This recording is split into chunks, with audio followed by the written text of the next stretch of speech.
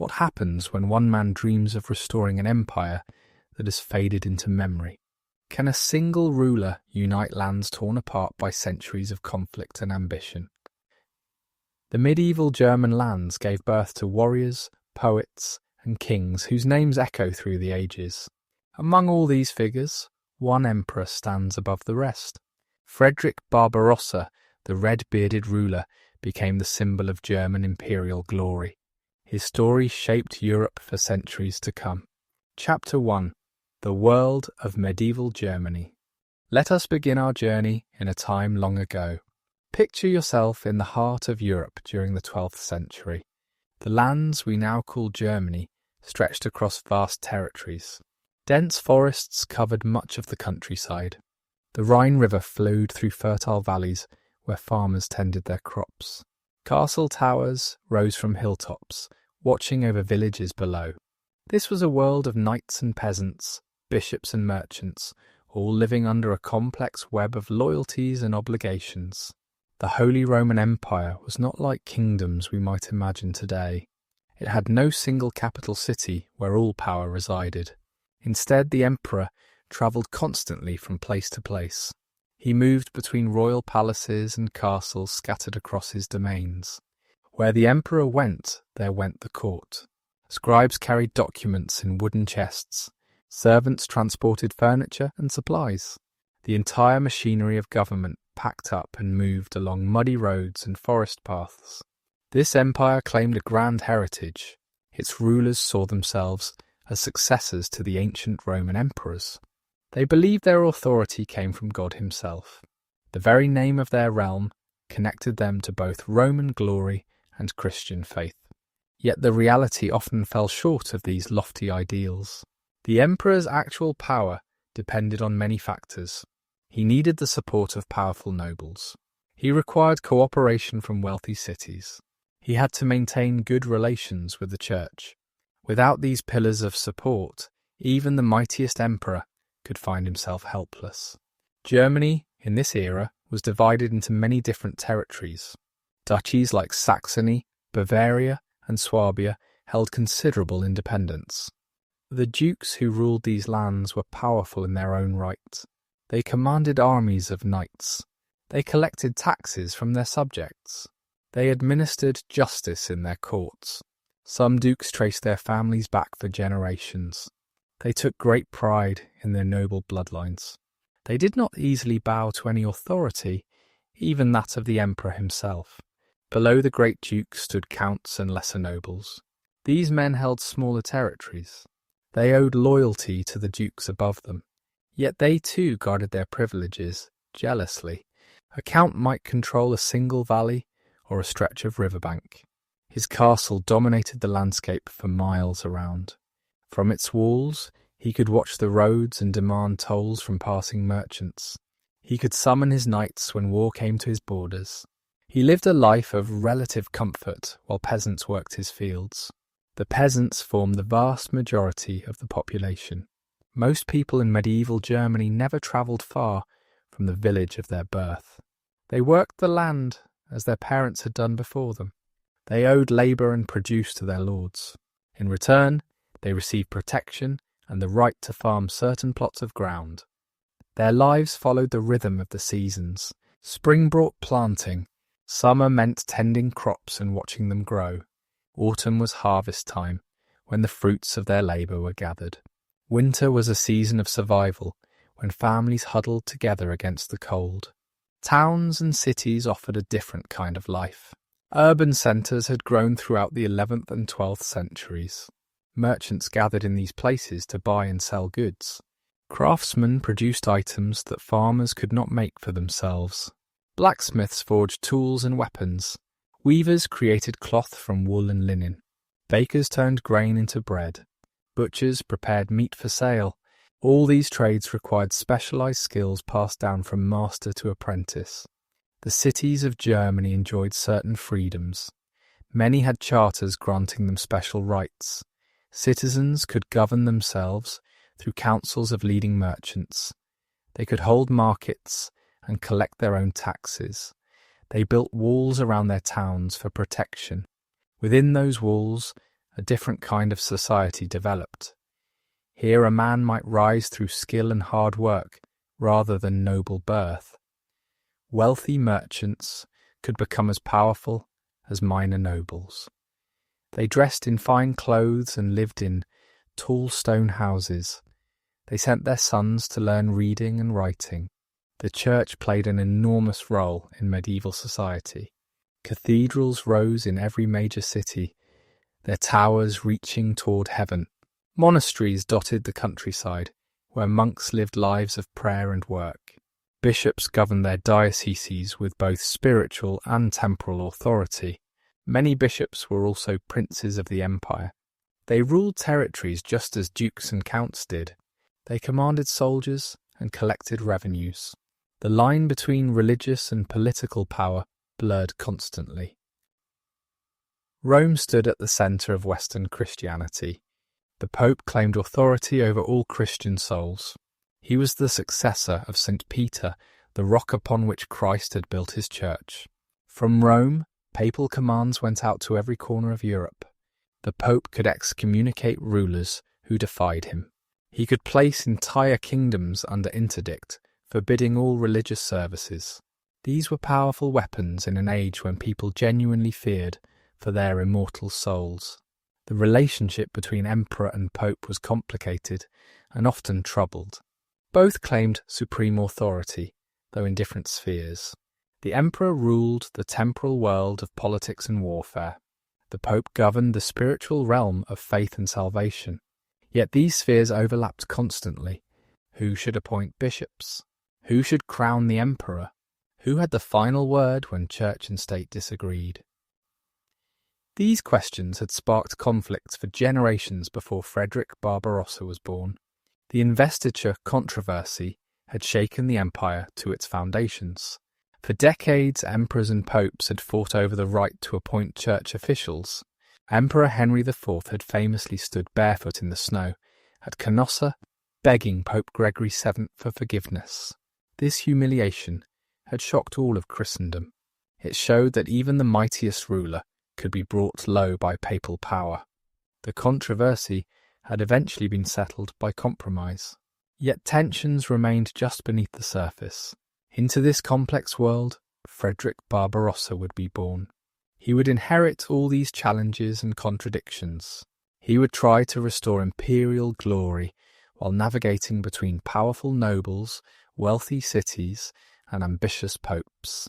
His story cannot be understood without first understanding this world he inhabited.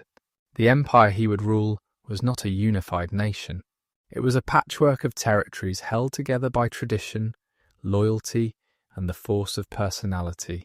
Only a remarkable leader could hope to master such a realm. The German lands in the early 12th century had known years of civil war. Two great families had fought for supremacy. The Hohenstaufen and the Welfs had divided the empire between their supporters. Towns had been burned. Armies had marched and countermarched across the countryside. Noble families had been forced to choose sides.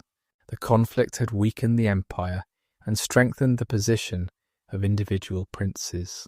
It had also created deep hatreds that would take generations to heal. This was the inheritance waiting for young Frederick. He would need wisdom, courage, and determination to succeed.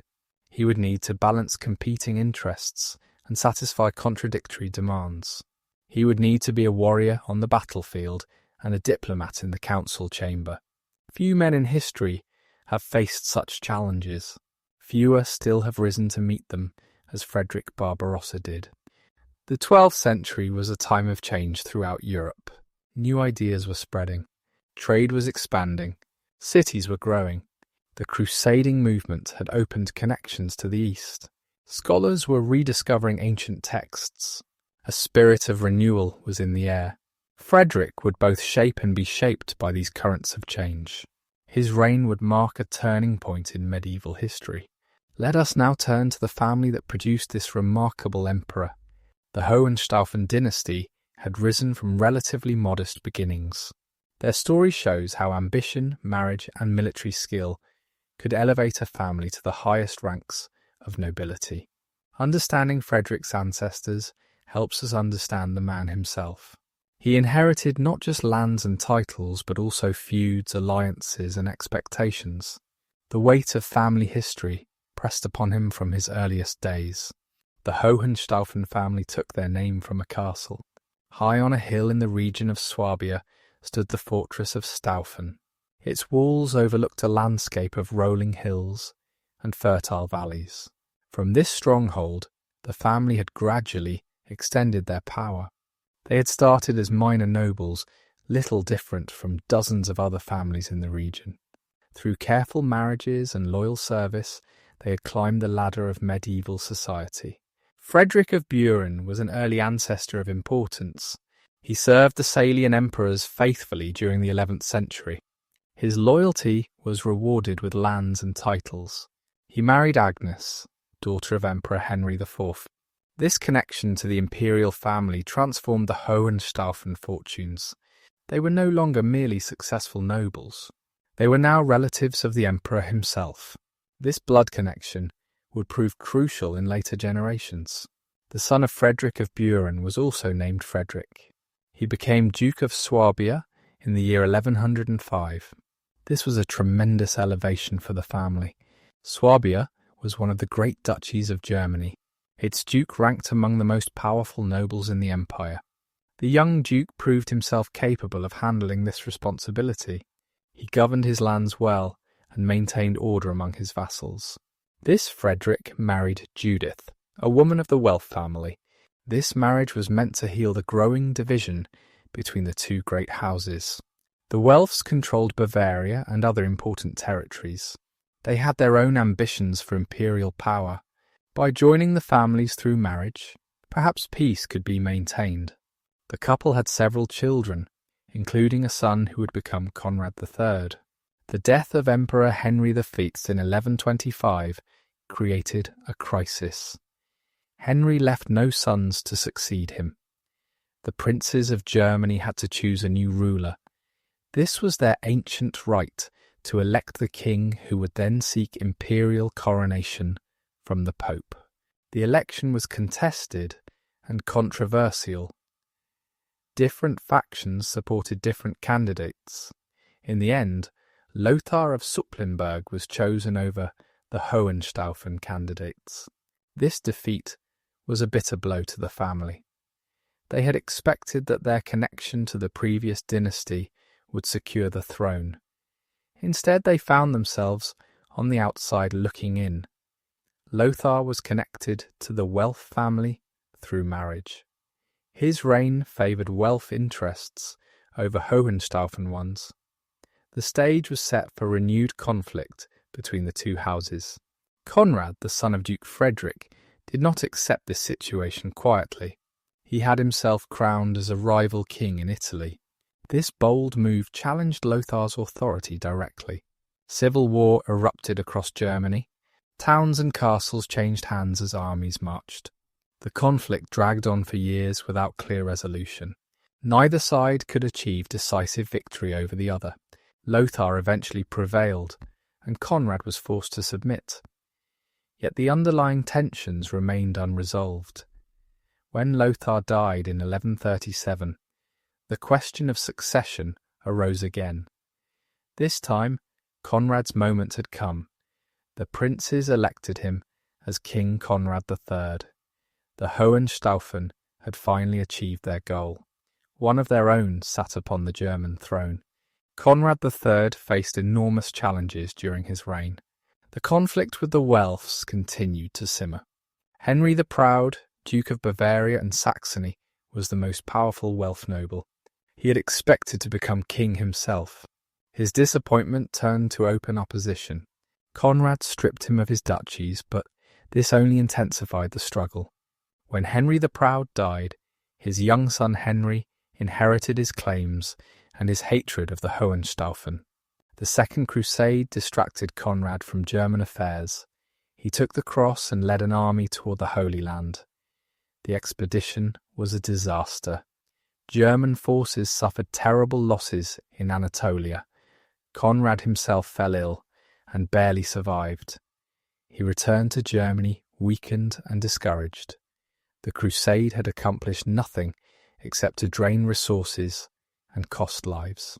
Throughout these troubles, a young boy was growing up in Swabia. This was Frederick, son of Duke Frederick II of Swabia and Judith of Bavaria. His father was Conrad's brother, making young Frederick the king's nephew. His mother was a Welf princess, daughter of Henry the Black of Bavaria. In his veins flowed the blood of both warring houses. This unique heritage would prove to be his greatest political asset. Young Frederick's childhood was shaped by the conflict around him. He grew up hearing stories of family honour and family grievances. He learned that the Hohenstaufen deserved to rule and that their enemies had wrongfully opposed them. Yet through his mother, he also had connections to the Welf side. He could understand their perspective, even as he remained loyal to his father's house. The boy received the education appropriate for a noble of his rank. He learned to ride horses and handle weapons. These skills were essential for any medieval lord. Warfare was a constant reality in this era. A duke or king who could not lead his men in battle would quickly lose their respect. Frederick trained with sword and lance until he could hold his own against any knight. He also learned the arts of governance. Reading and writing were valuable skills, though not all nobles bothered to acquire them.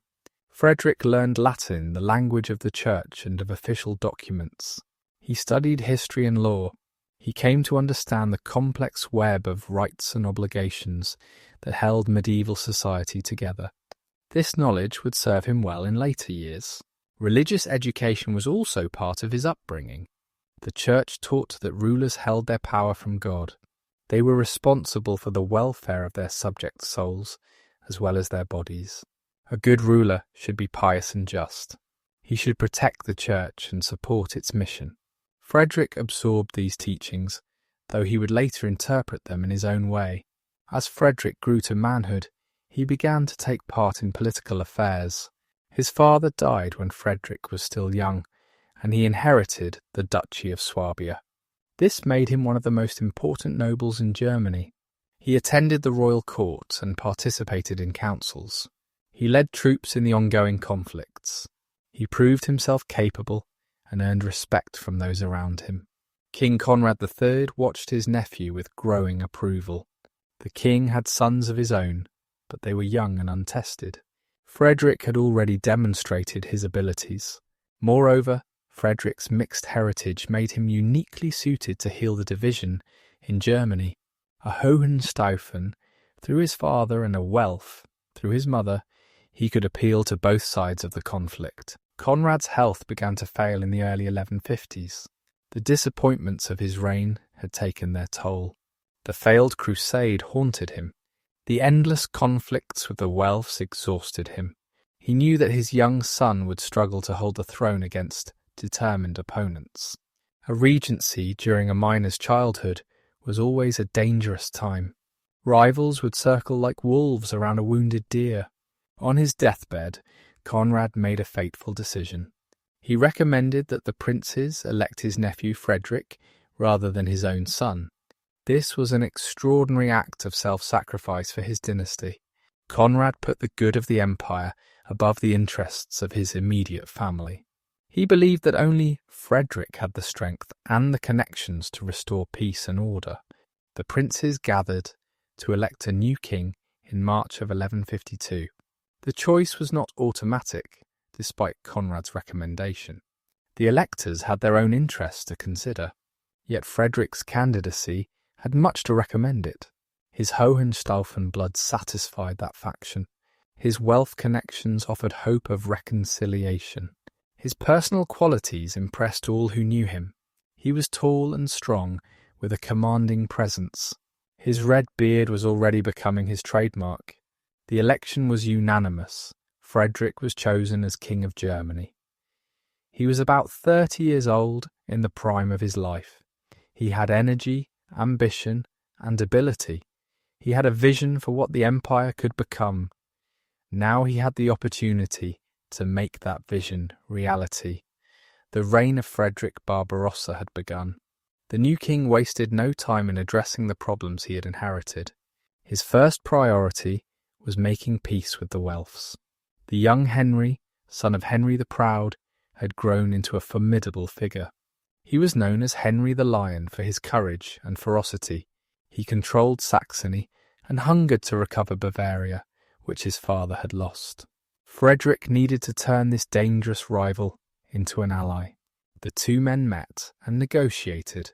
Frederick agreed to restore Bavaria to Henry the Lion. This was a major concession, but Frederick judged it worthwhile. In return, Henry would support Frederick's policies and join his military campaigns. The alliance between the two most powerful men in Germany promised to bring stability at last.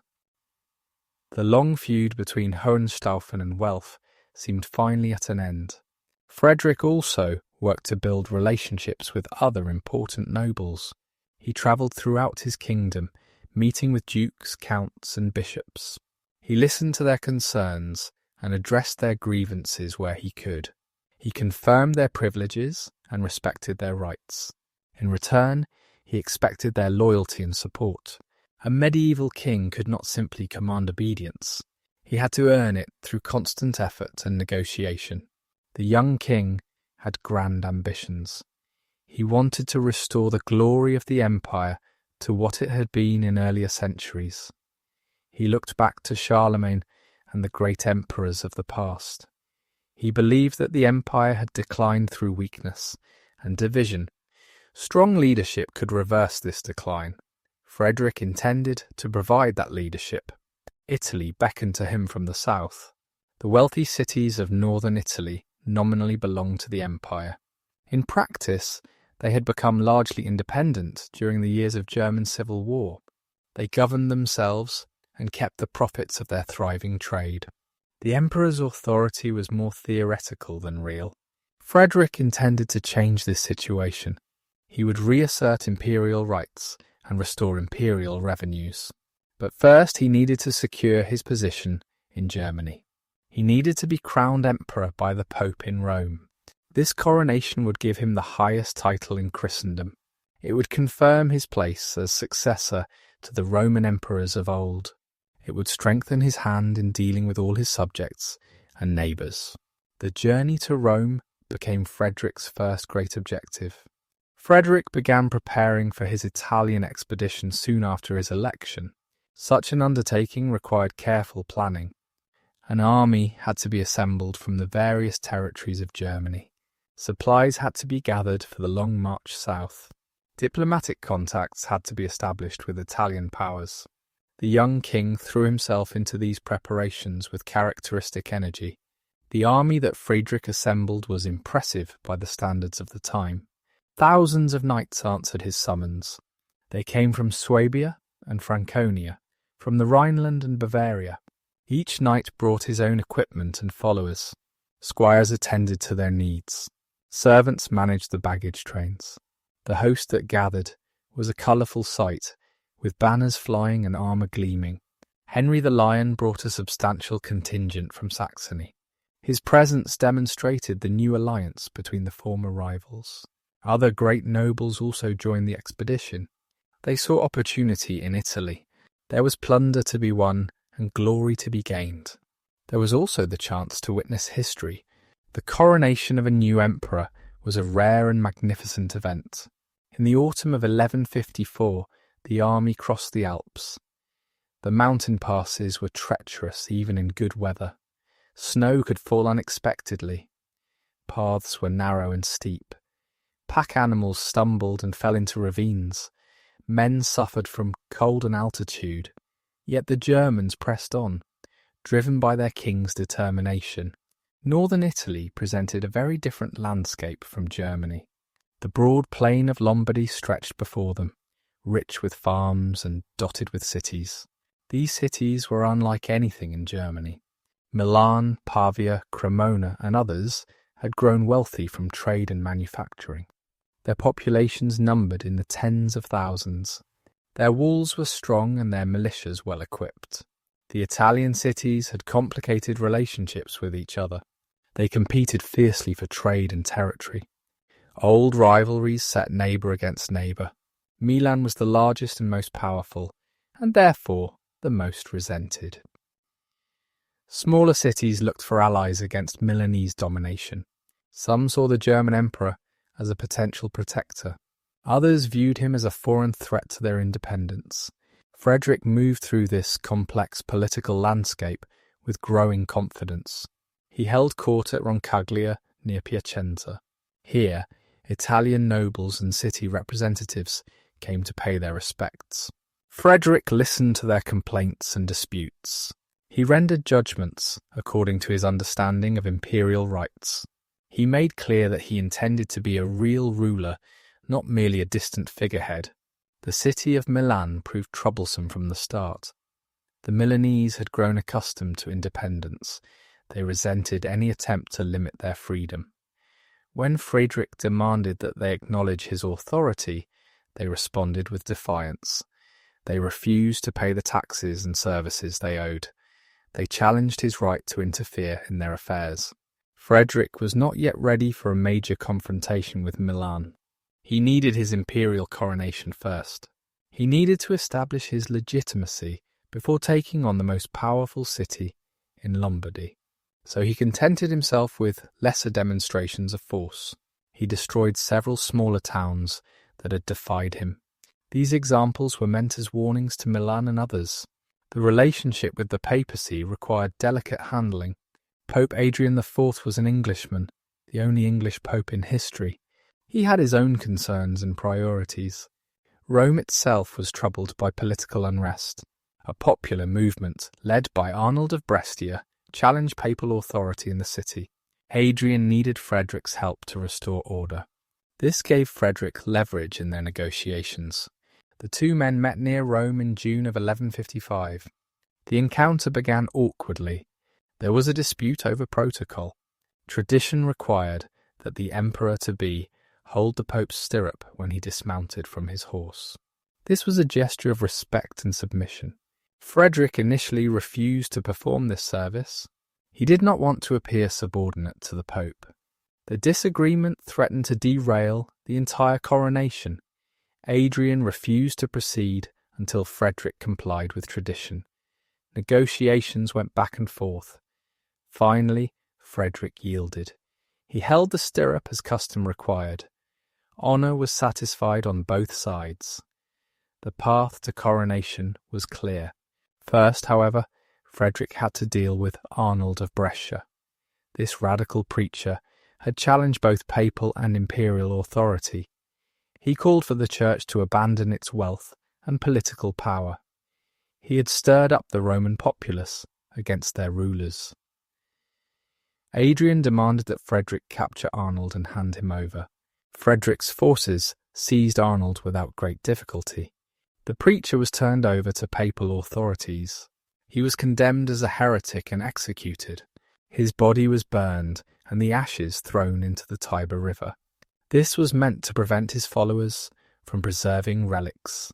The harsh treatment of Arnold showed what happened to those who challenged established authority. On June 18th, 1155, Frederick entered Rome for his coronation. The ceremony took place in St. Peter's Basilica. Pope Adrian placed the imperial crown upon Frederick's head. The gathered nobles and clergy acclaimed him as emperor. Frederick Barbarossa had achieved the highest dignity in Christendom. He was now Holy Roman Emperor, successor to Charlemagne and the Caesars. The coronation day did not end peacefully. Roman citizens attacked the German camp outside the city walls. Perhaps they resented the foreign presence. Perhaps supporters of Arnold sought revenge. Whatever the cause, fierce fighting broke out. German knights battled Roman crowds through the streets. Many were killed on both sides before order was restored. Frederick left Rome quickly after the coronation. The hostile reception had soured his view of the city. He had no desire to linger where his men were attacked. The army marched north, back toward Germany. The first Italian expedition had achieved its main goal.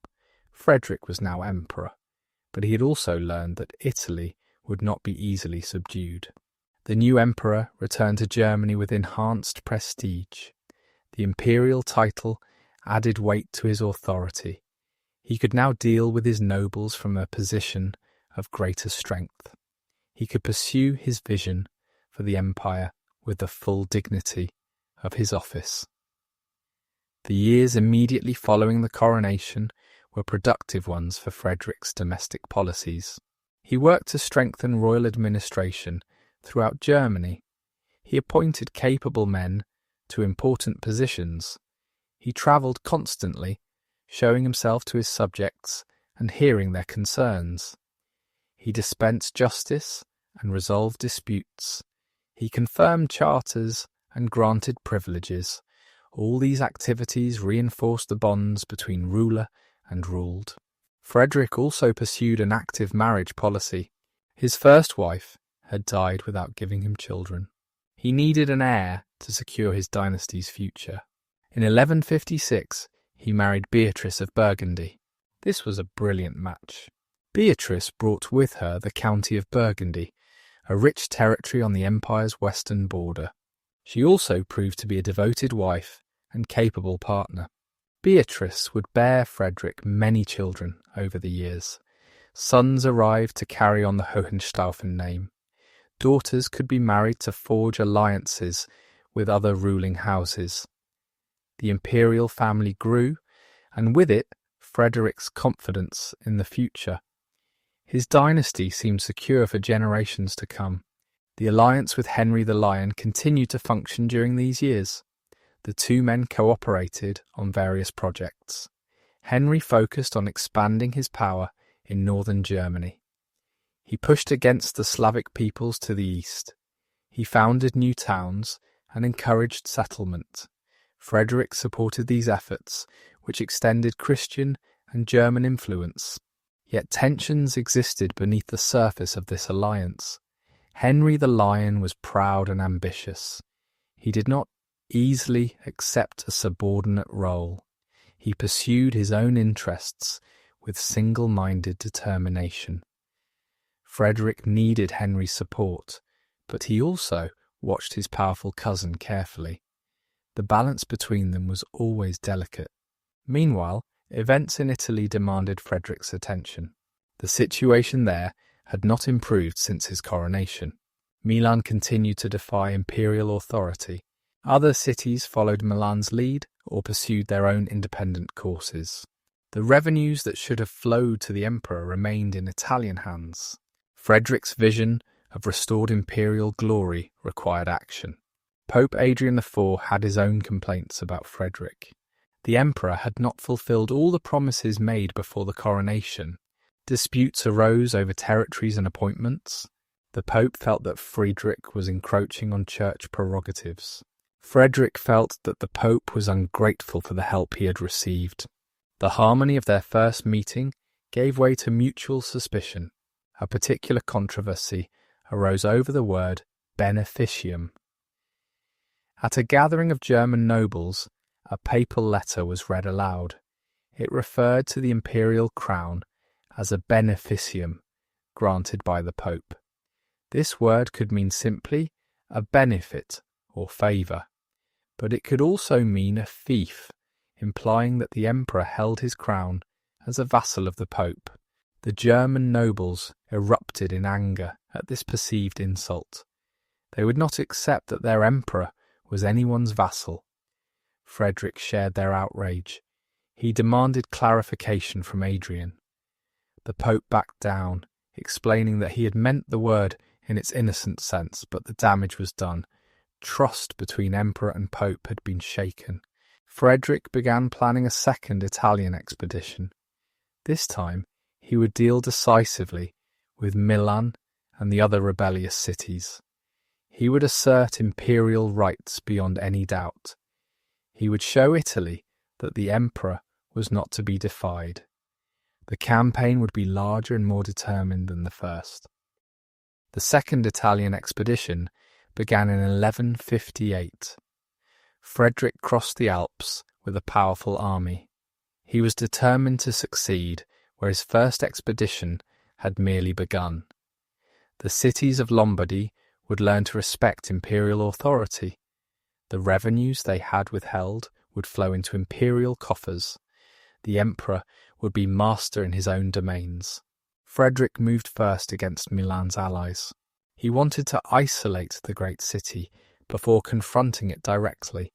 Brescia submitted after a brief siege. Other towns followed suit, unwilling to face the imperial army alone. Frederick accepted their surrenders and imposed terms. He demanded recognition of his rights and payment of back taxes. He installed imperial officials to oversee local affairs. The Diet of Roncaglia in November 1158 was a crucial moment. Frederick summoned representatives from all the Italian cities. He also brought legal scholars from the University of Bologna. These experts in Roman law helped Frederick define exactly what rights the emperor possessed. Their conclusions greatly expanded imperial claims. According to the lawyers, the emperor held supreme authority over all public matters. He controlled roads and rivers. He appointed judges and officials. He collected taxes and tolls. He granted the right to hold markets and mint coins. Cities that had exercised these powers independently had been usurping imperial prerogatives. They owed compensation for what they had taken. The Italian cities listened to these pronouncements with dismay. The rights Frederick claimed would strip them of much of their autonomy. They would become subjects rather than self-governing communities. Their prosperity depended on freedoms that Frederick now threatened to revoke. Many cities had no intention of submitting to such demands. Milan was the centre of resistance. The Milanese had built their city into the dominant power of Lombardy. They controlled trade routes and dominated their neighbours. They had a proud tradition of independence. They would not meekly surrender what their ancestors had won. When Frederick demanded their submission, they refused. The siege of Milan began in 1159. Frederick surrounded the city with his forces. He cut off supplies and reinforcements. He launched attacks against the walls. The Milanese defended themselves with determination. They had strong fortifications and a large population. They believed they could outlast the Germans. The siege dragged on through the summer. Disease spread through both camps. Supplies ran short. Frederick's army began to suffer. Some of his nobles wanted to go home. The campaigning season was ending, and winter in Italy held no appeal. Frederick had to make a decision. He could not take Milan by force, at least not yet. A negotiated settlement ended the first siege. Milan agreed to recognize imperial authority and pay a large indemnity. In return, Frederick withdrew his army. The city kept its walls and its self-government. Both sides knew this was only a temporary solution. The fundamental conflict remained unresolved. Milan had submitted in form, but not in spirit. Pope Adrian IV died in September 1159. His death created a new crisis. The cardinals who elected popes were divided. One faction chose Cardinal Roland, who took the name Alexander III. Another faction chose Cardinal Octavian, who called himself Victor IV. Both men claimed to be the legitimate pope. The church was split by schism. Frederick supported Victor IV. His reasons were partly practical. Alexander III was hostile to imperial interests. He had been a leading figure in Adrian's conflicts with Frederick. Victor, by contrast, promised cooperation with the emperor. Frederick hoped that supporting Victor would give him a friendly pope who would not interfere with his Italian policies. The schism divided all of Christendom. Kings and bishops had to choose which pope to recognize. France and England supported Alexander. Most of Italy, outside Frederick's direct control, also backed Alexander. Frederick's own German church supported Victor. The division deepened the conflict between emperor and Italian cities. Alexander III proved to be a formidable opponent. He was intelligent, determined, and skilled in diplomacy. He worked tirelessly to build alliances against Frederick. He encouraged Italian resistance to imperial authority. He excommunicated Frederick and released his subjects from their oaths of loyalty. The spiritual weapons of the papacy were turned against the emperor. Frederick responded by intensifying his Italian campaigns. He returned to Lombardy repeatedly over the following years. He besieged cities and devastated the countryside. He tried to force submission through military pressure. But the Italian cities proved resilient. They rebuilt what was destroyed. They formed alliances for mutual defence. They refused to give up their freedoms. Milan again became the focus of conflict. The city had not kept the terms of its earlier submission. Frederick resolved to make an example that would terrify all Italy. In 1161, he began a new siege of Milan. This time, he was determined to see it through to the end. The siege lasted until March 1162. Conditions inside Milan became desperate. Food ran out. The population starved. Disease claimed those whom hunger spared. Finally, the city could hold out no longer. Milan surrendered unconditionally to the emperor. Frederick's vengeance was terrible. He ordered Milan destroyed. The population was expelled and scattered to nearby towns. The walls were torn down. Buildings were demolished. The great city was reduced to rubble. Frederick wanted to ensure that Milan would never again challenge imperial authority. The destruction was meant as a warning to all who might consider resistance. The fall of Milan shocked Italy and all of Europe. Such complete destruction of a major city was almost unprecedented. Some admired Frederick's strength and determination.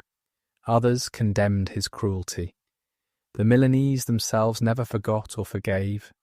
The destruction of their city became a rallying cry for future resistance. For a brief moment, Frederick seemed triumphant.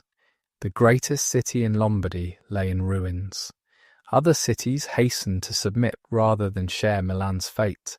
Imperial officials spread across northern Italy, collecting taxes and enforcing the emperor's will. Frederick appeared to have achieved his goal of restoring imperial authority over the wealthy Italian lands. Yet this apparent victory contained the seeds of future disaster.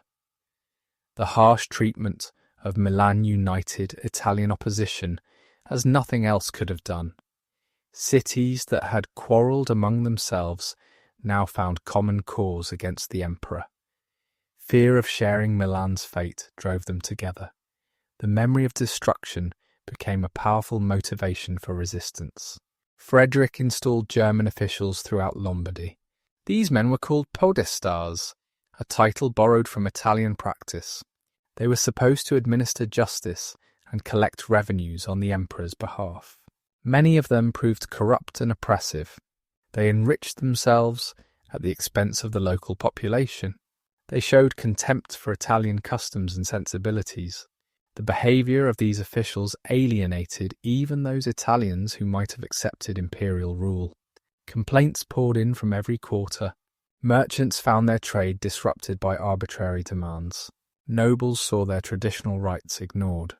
Common people suffered from the greed of foreign administrators. Frederick was too far away to supervise his officials closely. The abuses continued and resentment grew. Pope Alexander III worked tirelessly to organise resistance. From his exile in France, he corresponded with Italian cities. He encouraged them to stand firm against the emperor. He promised spiritual support and practical assistance. He used all his diplomatic skills to build an anti-imperial coalition. His efforts gradually bore fruit. In 1164, a group of cities formed an alliance against Frederick. Verona, Vicenza, Padua, and Treviso joined together in the Veronese League. They pledged mutual support against imperial aggression. If one city was attacked, the others would come to its defence. This was a new development in Italian politics. Cities that had traditionally competed now cooperated against a common threat. Frederick returned to Germany after the destruction of Milan. He had other concerns that demanded his attention. The situation in Germany was never entirely stable. Nobles pursued their own interests and sometimes clashed with each other. The emperor's presence was needed to maintain order and resolve disputes. Frederick could not remain in Italy indefinitely. The years following Milan's fall saw Frederick occupied with German affairs. He held courts and diets throughout his kingdom. He mediated between quarrelling nobles. He confirmed privileges and granted new ones. He worked to strengthen the bonds of loyalty that held the empire together. These were the unglamorous but essential tasks of medieval kingship. Henry the Lion continued to expand his power in northern Germany. He pushed eastward against the Slavic peoples. He founded the city of Munich and developed the port of Lübeck. His territories grew ever larger and more prosperous. Frederick watched these developments with mixed feelings. Henry was a valuable ally, but his growing power was also potentially threatening. The situation in Italy deteriorated rapidly during Frederick's absence. The Veronese League grew stronger and attracted new members. In 1167, a broader coalition emerged. Cities from across Lombardy joined together in what became known as the Lombard League. This was the most formidable challenge Frederick had yet faced in Italy. The Lombard League eventually included most of the major cities of northern Italy. Milan was rebuilt and rejoined the alliance. Brescia, Bergamo, Mantua, and many others participated. Even cities that had previously supported Frederick now joined the League. The coalition represented an enormous concentration of wealth and military power. The League cities took a remarkable step to demonstrate their unity.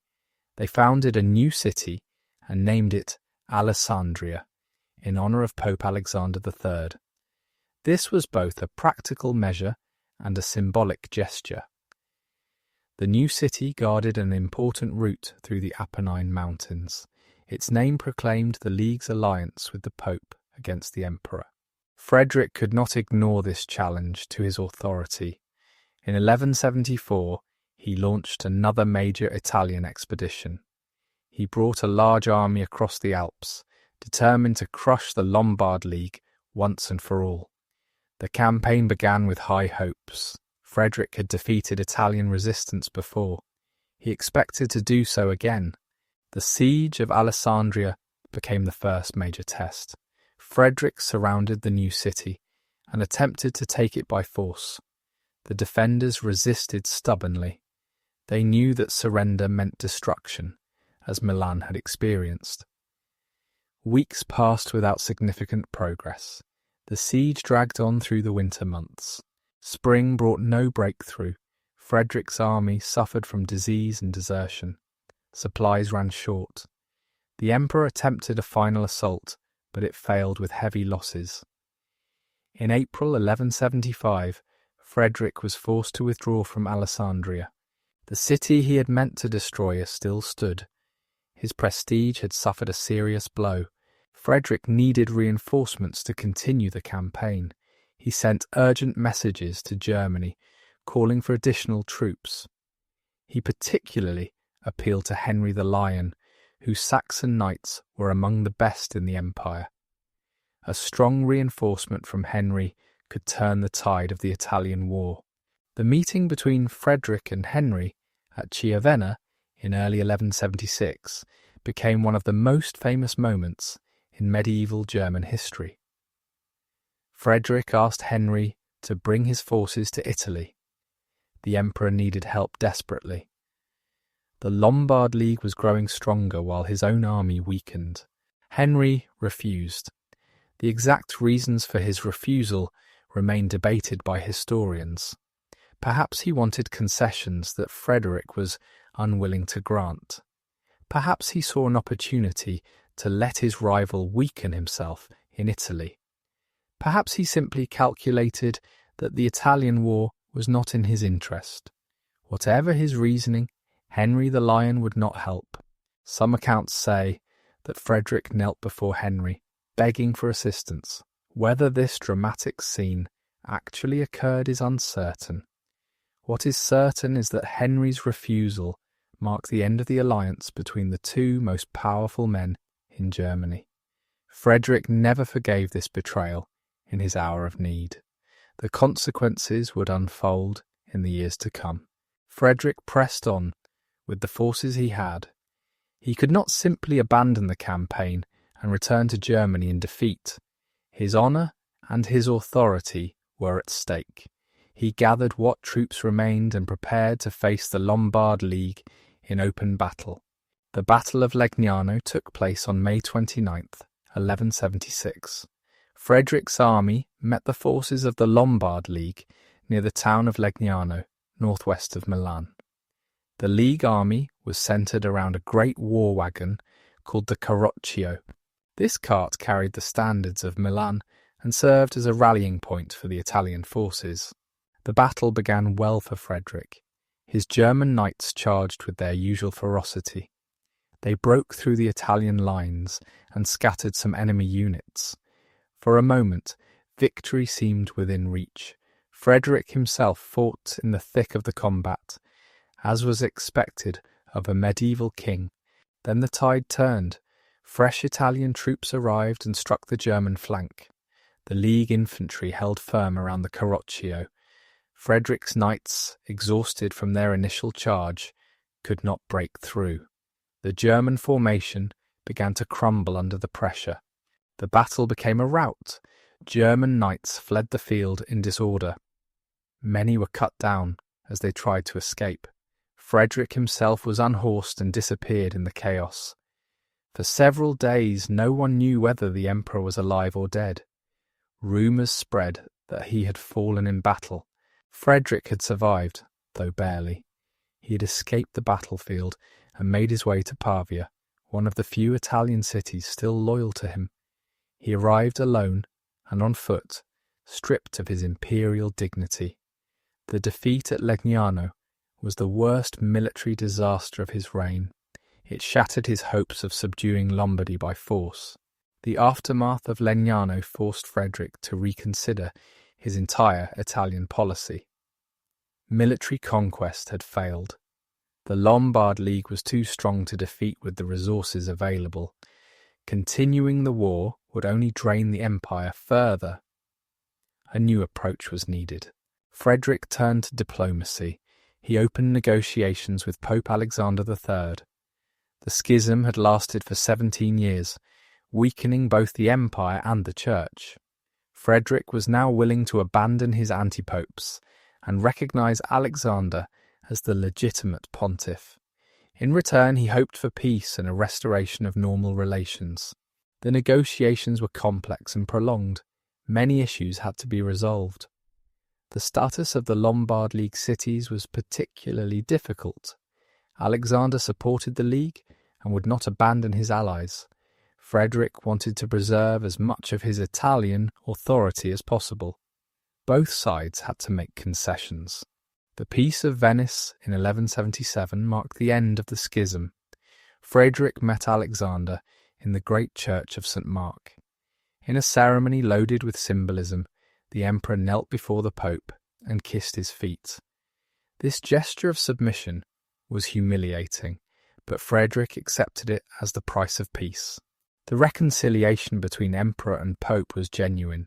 Alexander lifted the excommunication that had hung over Frederick for years. Normal relations between the empire and the papacy were restored. The long conflict that had begun over the word beneficium was finally ended. Peace with the Lombard League took longer to achieve. A truce was agreed at Venice, but final terms were not settled until 1183. The Peace of Constance, as it was called, represented a compromise. Frederick retained his title as overlord of the Italian cities. He received certain revenues and acknowledgements of his authority, but the cities kept most of their practical independence.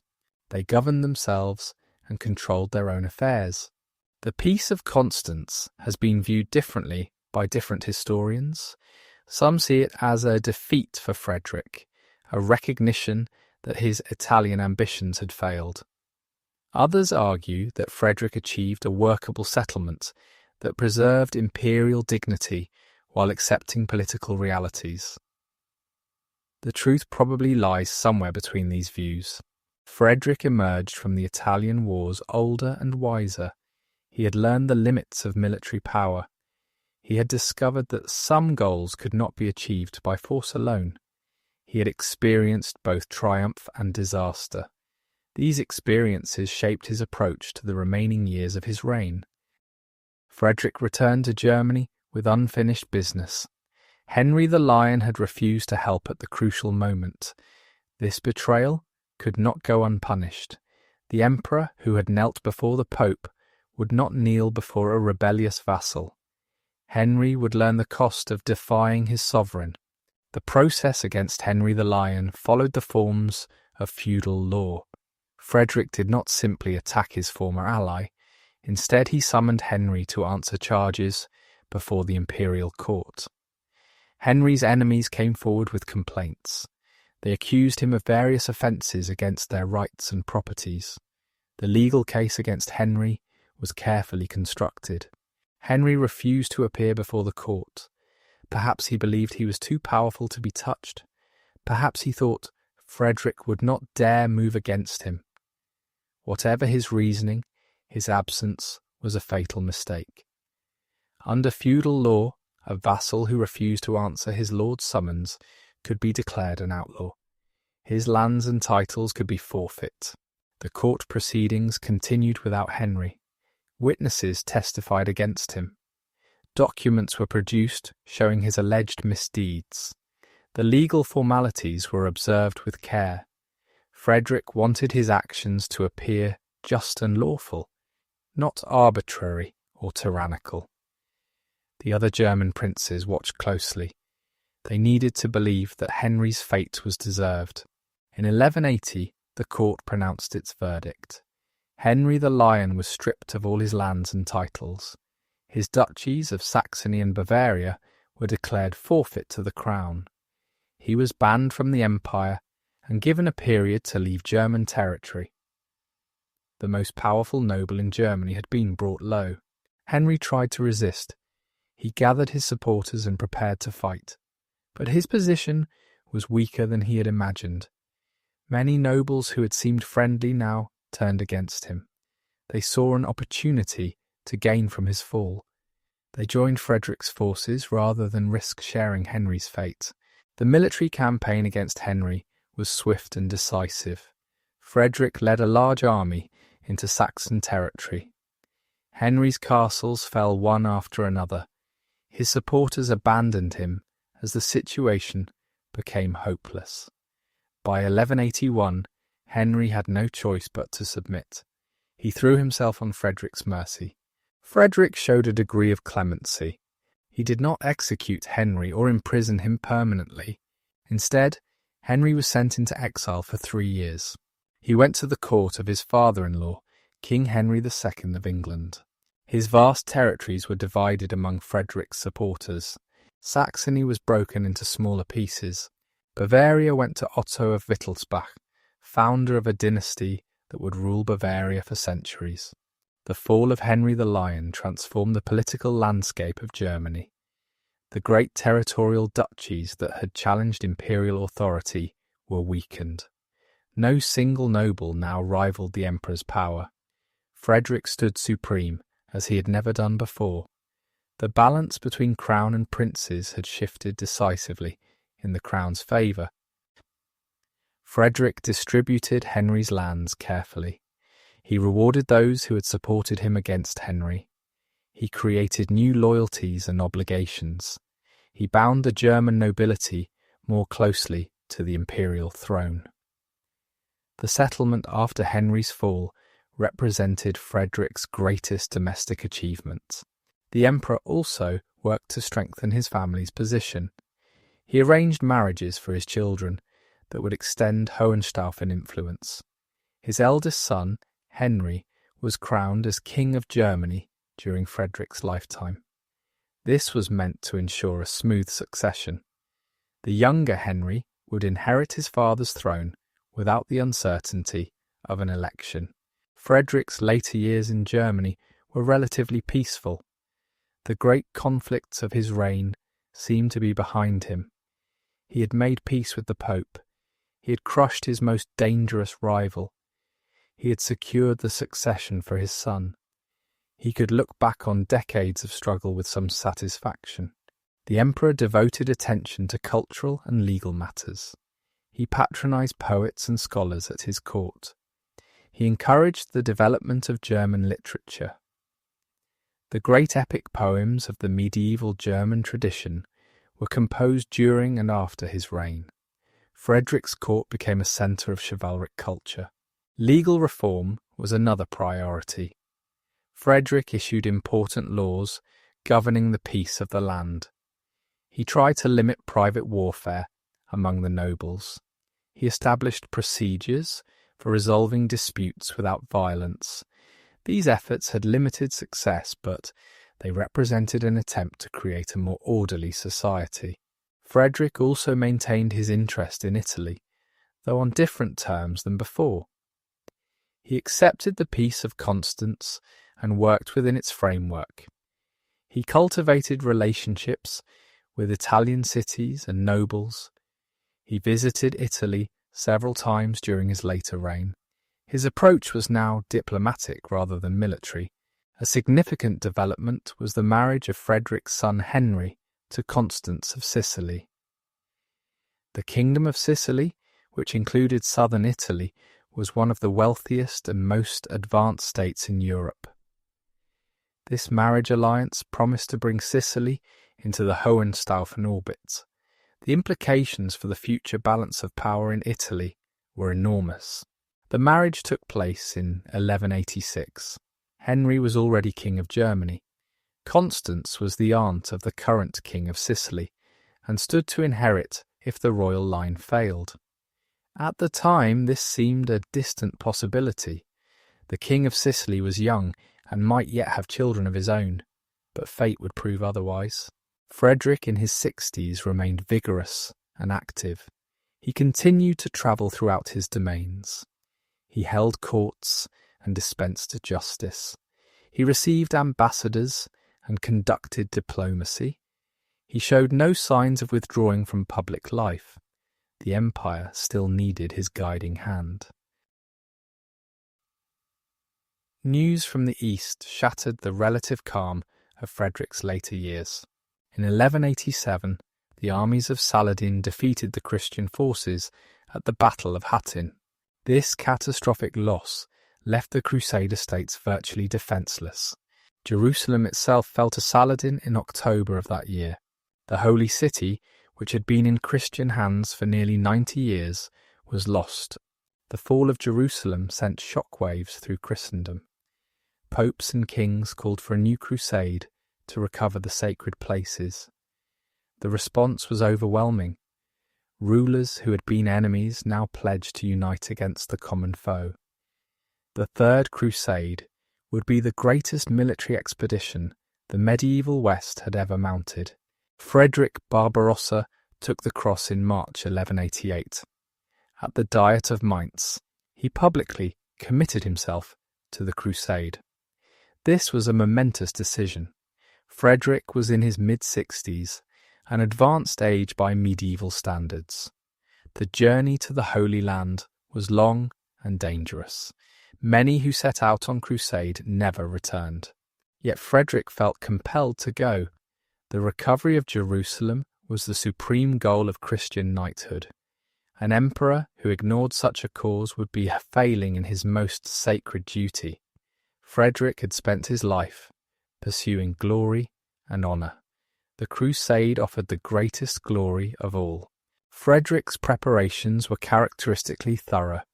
He would not repeat the mistakes of the Second Crusade, which he had witnessed as a young man. That expedition had been poorly organised and had ended in disaster.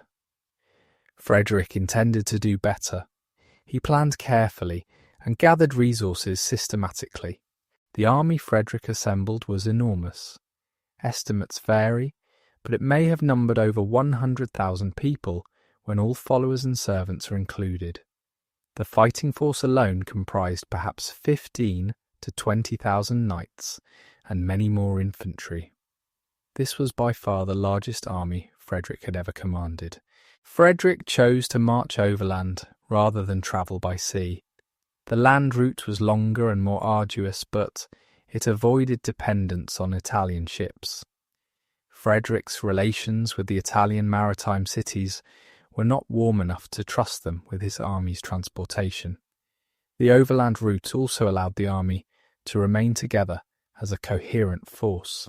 The crusading army departed from Regensburg in May 1189. They marched down the Danube Valley, through Hungary and into Byzantine territory. The journey was well organised.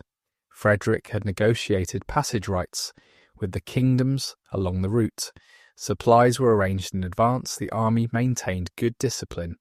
Relations with the Byzantine Empire proved difficult. The Byzantine Emperor, Isaac II Angelos, was suspicious of the massive German army passing through his territory. He feared that Frederick might turn against Constantinople itself. The Byzantines had experienced crusader aggression before. They took precautions that the Germans found insulting and obstructive. Frederick grew increasingly frustrated with Byzantine delays and obstacles. At times he considered attacking Constantinople. His army was certainly strong enough to threaten the Byzantine capital, but such an attack would have diverted the crusade from its true purpose. Frederick restrained himself and pressed on toward the Holy Land. The army crossed into Anatolia in March 1190. This was the most dangerous part of the journey. Anatolia was controlled by the Seljuk Turks, who were hostile to the Crusaders. The terrain was difficult, with mountains and deserts to cross. Water and food were scarce. Turkish raiders harassed the army constantly. The crossing of Anatolia tested Frederick's army severely. Men and horses died from thirst and exhaustion. Turkish attacks took a steady toll. The army that had left Germany so confidently was being worn down by the hardships of the march. Yet Frederick kept his forces moving forward. His leadership held the army together through the worst trials. The Crusaders won a significant victory at Iconium in May 1190. The Seljuk capital fell to Frederick's forces after fierce fighting. This success lifted morale and provided much-needed supplies. The army rested and recovered before continuing its march. The worst seemed to be over. The Mediterranean coast and the Christian territories of the Levant were now within reach. The army descended from the Anatolian plateau toward the coastal plain of Cilicia. The heat of early summer was intense. The men had endured months of hardship and were eager to reach their destination. Spirits rose as the landscape became less barren. The end of the long march seemed near. On June 10th, 1190, the army reached the Saleph River in southeastern Anatolia. This river, known today as the Göksu, flowed down from the mountains toward the Mediterranean. Its waters offered relief from the heat and dust of the march. The army prepared to cross. What happened next has been told in different ways by different chroniclers. The basic facts are clear, but the details vary. Frederick Barbarossa entered the waters of the Saleph River. He did not emerge alive. The great emperor drowned in that distant stream, far from home and far from Jerusalem. Some accounts say Frederick tried to swim across the river. The current was stronger than he expected, and his aged body could not fight it. He was swept away and pulled under before anyone could help. Other accounts say he was merely bathing or cooling himself when he suffered some kind of seizure. Perhaps the shock of cold water stopped his heart. The exact cause matters less than the result. Frederick Barbarossa, Holy Roman Emperor, was dead. He was approximately 67 years old. He had reigned for 38 years. He had been one of the most powerful and famous rulers in the world. Now he lay lifeless on the bank of a river in a foreign land. The effect on the crusading army was devastating. Frederick had been more than a commander. He had been the force that held the expedition together. His authority had maintained discipline. His reputation had inspired confidence. His planning had brought the army this far. Without him, everything seemed uncertain. Many crusaders simply gave up and went home. The death of their emperor seemed like a sign from God that the crusade was doomed. Thousands departed, making their way back to Germany by whatever route they could find. The great army that had set out from Regensburg melted away like snow in summer. Those who remained tried to preserve Frederick's body. They wanted to bring their emperor to Jerusalem for burial in the holy city he had come to liberate. But the heat made preservation difficult. The body began to decay despite their efforts. Eventually, only Frederick's bones could be carried forward. His flesh was buried along the way. Frederick's son, Duke Frederick of Swabia, took command of the remnant. He led perhaps 5,000 men onward to the Holy Land. This was a fraction of the force that had started the crusade. They joined the other crusading armies besieging the city of Acre. Duke Frederick himself died of disease during the siege. The Hohenstaufen contribution to the Third Crusade ended in tragedy. The Third Crusade continued under the leadership of King Richard VIII of England and King Philip II of France. They achieved some successes, including the capture of Acre, but Jerusalem remained in Muslim hands. The crusade that had begun with such high hopes ended in a negotiated truce. Christian pilgrims gained access to the holy sites, but the city itself was not recovered. News of Frederick's death reached Germany in late summer of 1190. The reaction was one of shock and grief. Frederick had ruled for so long that many Germans could remember no other emperor. He had become a symbol of imperial majesty and German greatness. His sudden death left a void that was hard to fill. Frederick's son, Henry VI, succeeded him without serious opposition. The arrangements Frederick had made ensured a peaceful transition. Henry was already crowned and experienced in government. He took up his father's responsibilities and pursued his own ambitious policies. The Hohenstaufen dynasty continued, though it would face great challenges in the coming generations. Frederick Barbarossa did not fade from memory after his death. Instead, he became the subject of legends that grew more elaborate with each passing generation. The emperor who had been so formidable in life became even more powerful in death. His story took on mythic dimensions. The most famous legend placed Frederick not in his grave, but in a cave beneath the Kyffhäuser mountain in Thuringia. According to this tale, Frederick did not really die. He sleeps in an enchanted slumber, seated at a stone table. His red beard has grown through the table and reaches the floor. Ravens circle the mountain, and as long as they fly, Frederick sleeps. But the legend promises that Frederick will one day awaken. When Germany faces its greatest need, the emperor will rise from his long sleep. He will emerge from the mountain and restore the empire to its former glory. He will lead the German people to victory over their enemies. The golden age will return under his rule. This legend developed gradually over the centuries following Frederick's death. Originally, similar stories were told about his grandson, Frederick II, who was also a remarkable emperor. Over time, the legends merged and attached themselves to Barbarossa. The red-bearded emperor became the sleeping hero waiting to save his people. The Kyffhäuser legend reflects the longing for strong leadership that persisted in German lands. The Holy Roman Empire declined after the Hohenstaufen era. It became fragmented and weak. Germans looked back to Frederick Barbarossa's reign as a time of unity and power. They dreamed of a leader who could restore what had been lost. The legend gained new significance in the 19th century. German nationalists seeking to unite the many German states found inspiration in the Barbarossa myth. the sleeping emperor became a symbol of national awakening. When Germany was finally unified in 1871, a massive monument was built on the Kyffhäuser mountain. It featured a great statue of Frederick Barbarossa, finally awakened. The monument proclaimed that the new German Empire fulfilled the ancient prophecy. Kaiser Wilhelm I, the first emperor of unified Germany, was presented as Frederick's successor. The medieval past was used to legitimize the modern present. Barbarossa's legend had become a tool of political propaganda. This use of Frederick's memory continued into darker times. The Nazi regime appropriated the Barbarossa legend for its own purposes.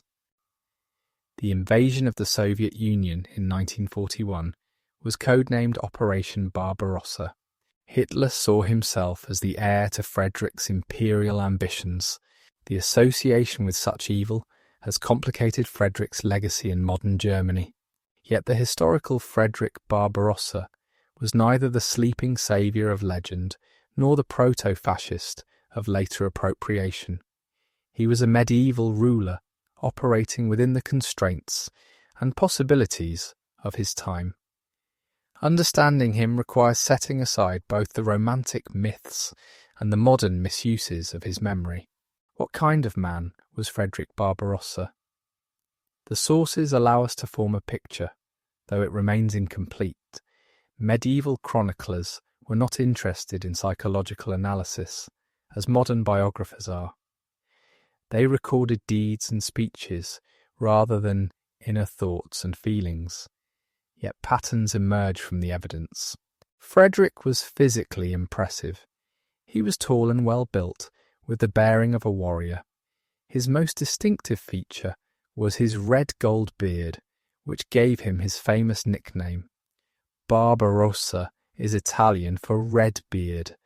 The Germans called him Rotbart, which means the same thing. This beard became his trademark, instantly recognizable across Europe. His eyes were said to be bright and piercing. Contemporaries described his gaze as commanding. He had the presence that made men follow him. When he entered a room, everyone knew who was in charge. This physical charisma was an important political asset in an age when rulers had to personally embody authority. Frederick was an excellent warrior. He had trained from childhood in the arts of combat. He could fight on horseback with lance and sword. He could lead a cavalry charge and hold his own in close combat. He was brave, sometimes recklessly so. At Legnano, he fought in the front ranks and was nearly killed. A king who led from the front earned his men's respect. He was also a skilled horseman. Medieval kings spent much of their lives in the saddle. They travelled constantly from place to place. They hunted for sport and for food. They reviewed troops and led armies on campaign. A king who could not ride well would have been at a severe disadvantage. Frederick rode with grace and endurance. Intelligence and education complemented Frederick's physical abilities. He could read and write, which was not universal among medieval nobles. He knew Latin and could follow legal arguments and theological debates. He patronized scholars and enjoyed learned conversation. He was not merely a warrior, but a cultured ruler. Frederick had a strong sense of his own dignity and the dignity of his office. He would not tolerate disrespect to the imperial majesty. The dispute over holding the Pope's stirrup showed his sensitivity on such matters. He insisted on the forms of deference that tradition prescribed. Lesser men must acknowledge his superiority, yet Frederick could also be pragmatic. He knew when to compromise and when to retreat. After Legnano, he accepted terms that fell far short of his original demands. He made peace with Pope Alexander despite years of bitter conflict. He could swallow his pride when circumstances required it. This flexibility was essential to his long survival in the brutal world of medieval politics. Frederick inspired strong loyalty in those who served him. His household knights followed him through decades of warfare. His administrators worked diligently to carry out his policies. Even those who disagreed with his decisions respected his leadership. He had the gift of making men want to please him. He could also be harsh and unforgiving. The destruction of Milan showed a capacity for ruthlessness that shocked contemporaries. His treatment of Arnold of Brescia was merciless. He pursued his enemies relentlessly and punished rebellion severely. Medieval rulers were expected to be stern, but Frederick went further than most. Family mattered greatly to Frederick. He worked tirelessly to advance the interests of the Hohenstaufen dynasty. He arranged advantageous marriages for his children. He secured the succession for his son. He built a network of family alliances across Europe. The dynasty's glory was inseparable from his own. His marriage to Beatrice of Burgundy appears to have been genuinely happy. She accompanied him on many of his journeys and campaigns. She bore him numerous children and supported his policies. When she died in 1184, Frederick mourned her sincerely. Their partnership had lasted nearly 30 years. Frederick's religious beliefs were conventional for his time and station. He saw himself as God's appointed ruler, responsible for the welfare of Christendom. He founded monasteries and supported the church. He went on crusade to recover the Holy Land. Yet he also clashed repeatedly with popes and did not hesitate to use the church for political purposes. The decision to take the cross at his advanced age reveals something about Frederick's character. He could have stayed home and enjoyed his final years in comfort. Instead, he chose to risk everything on a dangerous expedition. Perhaps he sought one final adventure. Perhaps he genuinely believed in the sacred cause. Perhaps he wanted to die as a crusader rather than fade away in bed. Frederick's reign transformed the Holy Roman Empire in important ways. When he became king in 1152, the empire was weakened by decades of civil war. When he died in 1190, it was more stable and better organized than it had been in generations. This achievement deserves recognition. The reconciliation of Welfs and Hohenstaufen was Frederick's first great accomplishment. The feud between these families had torn Germany apart. By restoring Bavaria to Henry the Lion, Frederick ended the immediate conflict. The peace lasted for over 2 decades. When it finally broke down, Frederick was strong enough to defeat Henry decisively. Frederick strengthened the position of the crown relative to the great nobles. The fall of Henry the Lion was the most dramatic example, but the process was broader. Frederick cultivated relationships with lesser nobles and raised them up as counterweights to the dukes. He relied increasingly on ministeriales, unfree servants who owed everything to the crown.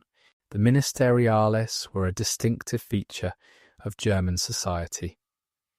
Unlike free nobles, they were technically serfs bound to their lord's service, but they could rise to positions of great responsibility and wealth.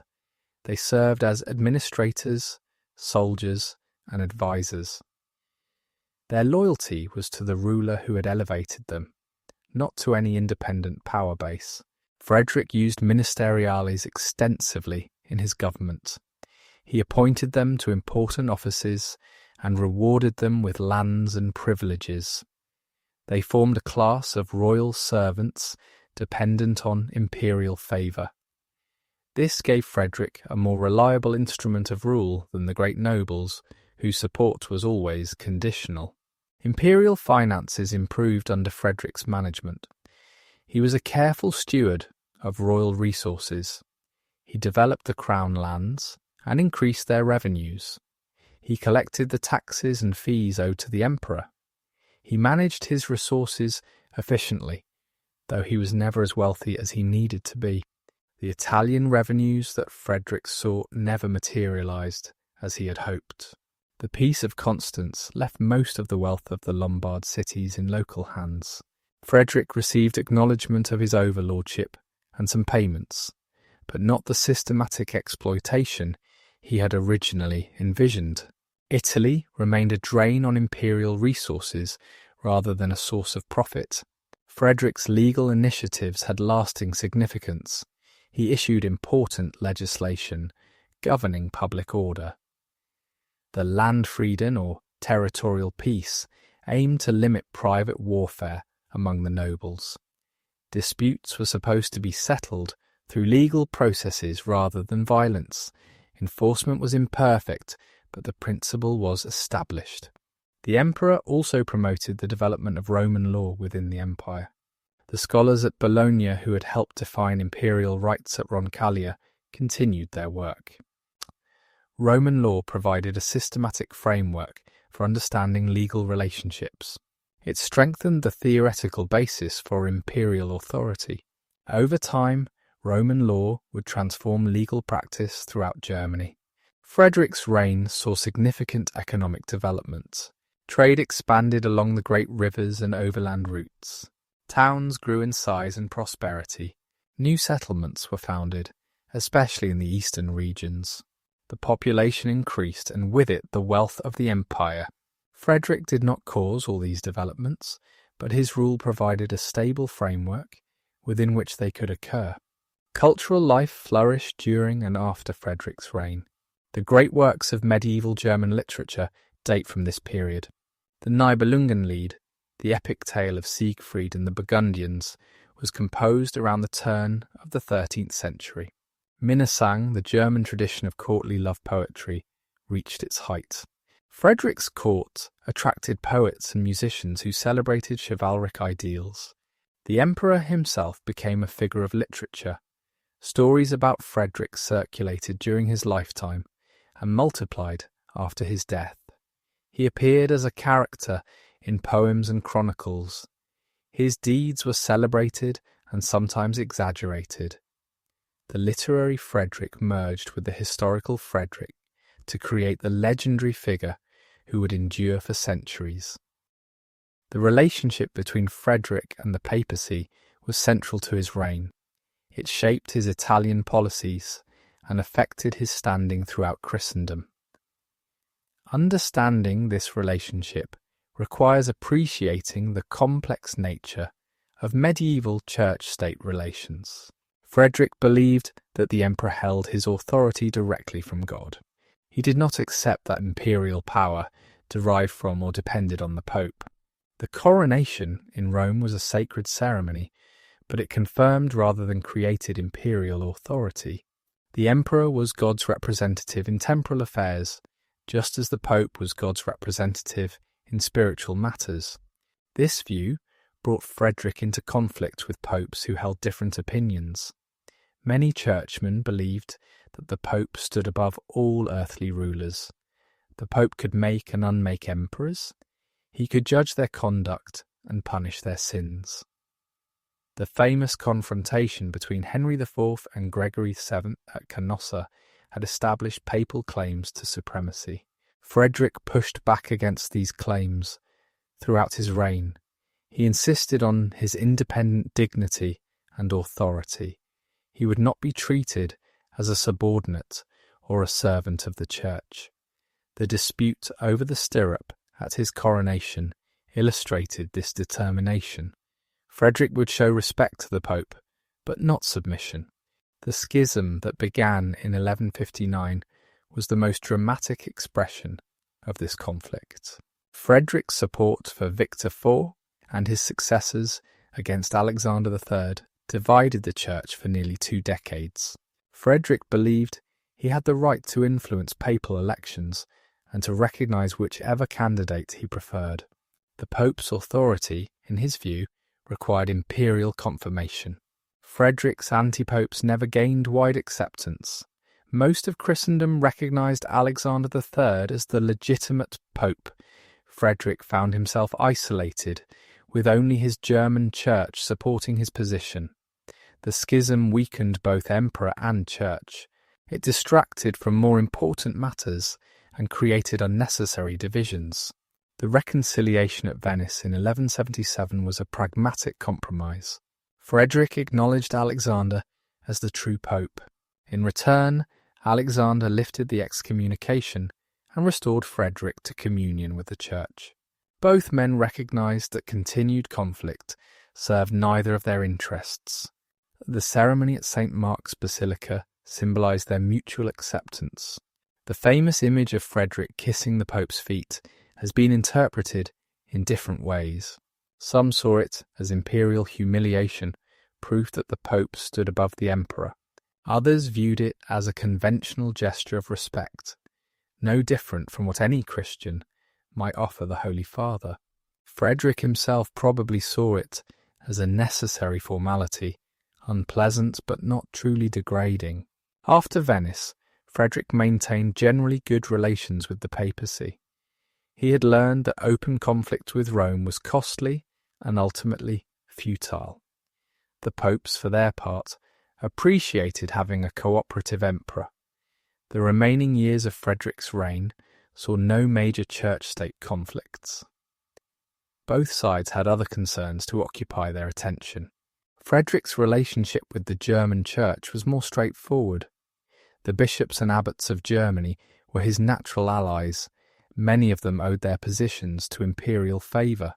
They provided administrative talent and financial resources. They supported Frederick's policies and helped maintain order in their territories.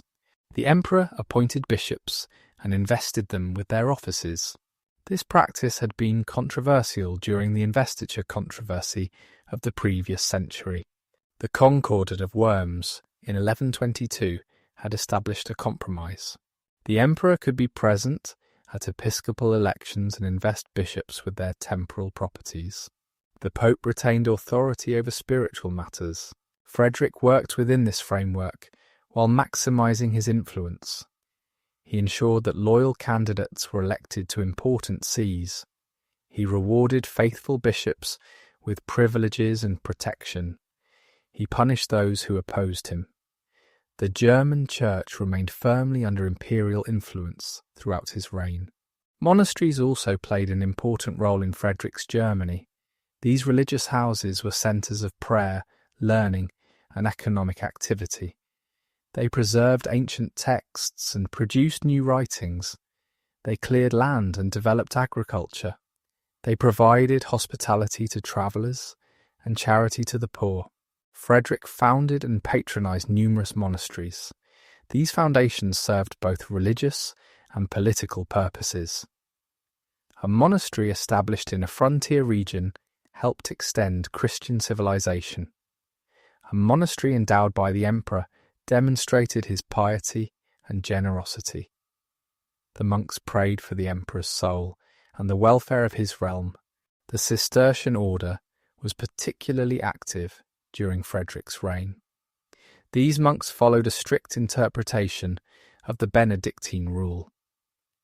They established monasteries in remote locations and transformed wilderness into productive farmland. Their discipline and efficiency impressed contemporaries. Frederick supported Cistercian foundations throughout his domains. Religious life in Frederick's empire extended beyond monasteries and cathedrals. Parish churches served the spiritual needs of ordinary people. Priests baptized infants, married couples, and buried the dead.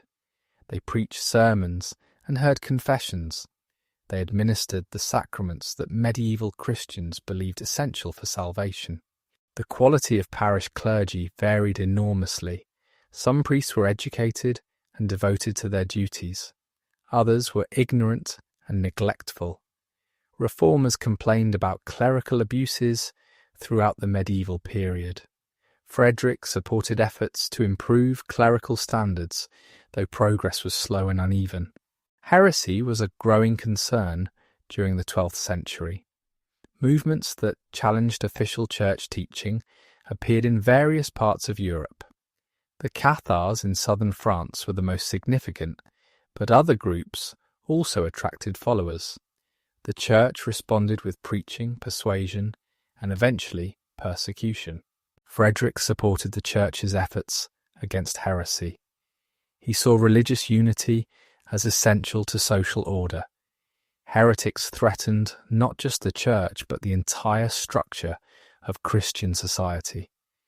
The emperor had a duty to protect orthodoxy and suppress false teaching. This was part of his sacred responsibility as God's appointed ruler. The crusading movement represented the highest expression of medieval Christian idealism. Frederick's participation in the Second Crusade as a young man had been disappointing. His leadership of the Third Crusade at the end of his life showed his continued commitment to the cause. The recovery of Jerusalem was a goal that transcended ordinary political calculations. Frederick's decision to take the cross in 1188 was not merely political. He genuinely believed in the sacred nature of the crusading enterprise.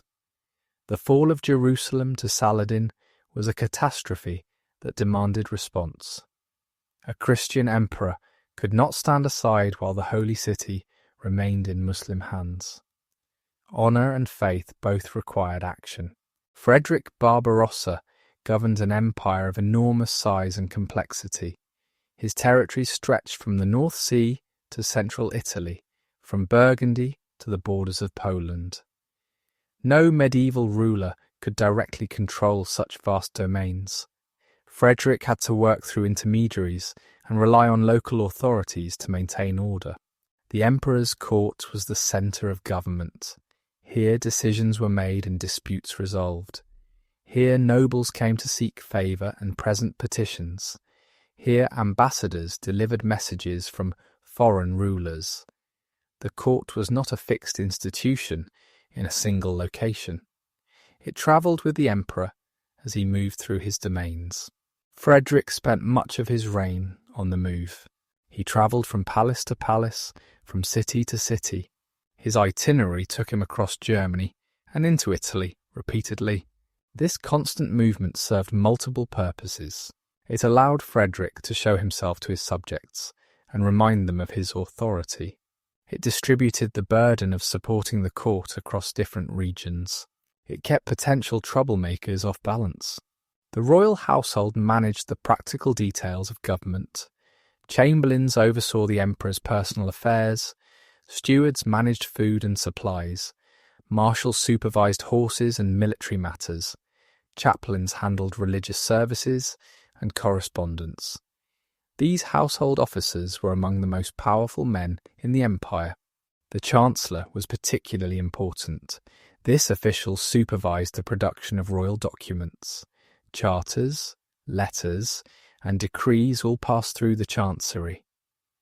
The chancellor often served as the emperor's chief advisor on matters of policy. He needed to be educated, trustworthy, and politically skilled. Frederick employed several capable chancellors during his reign. Reinald of Dassel served during the crucial years of the Italian campaigns and the papal schism.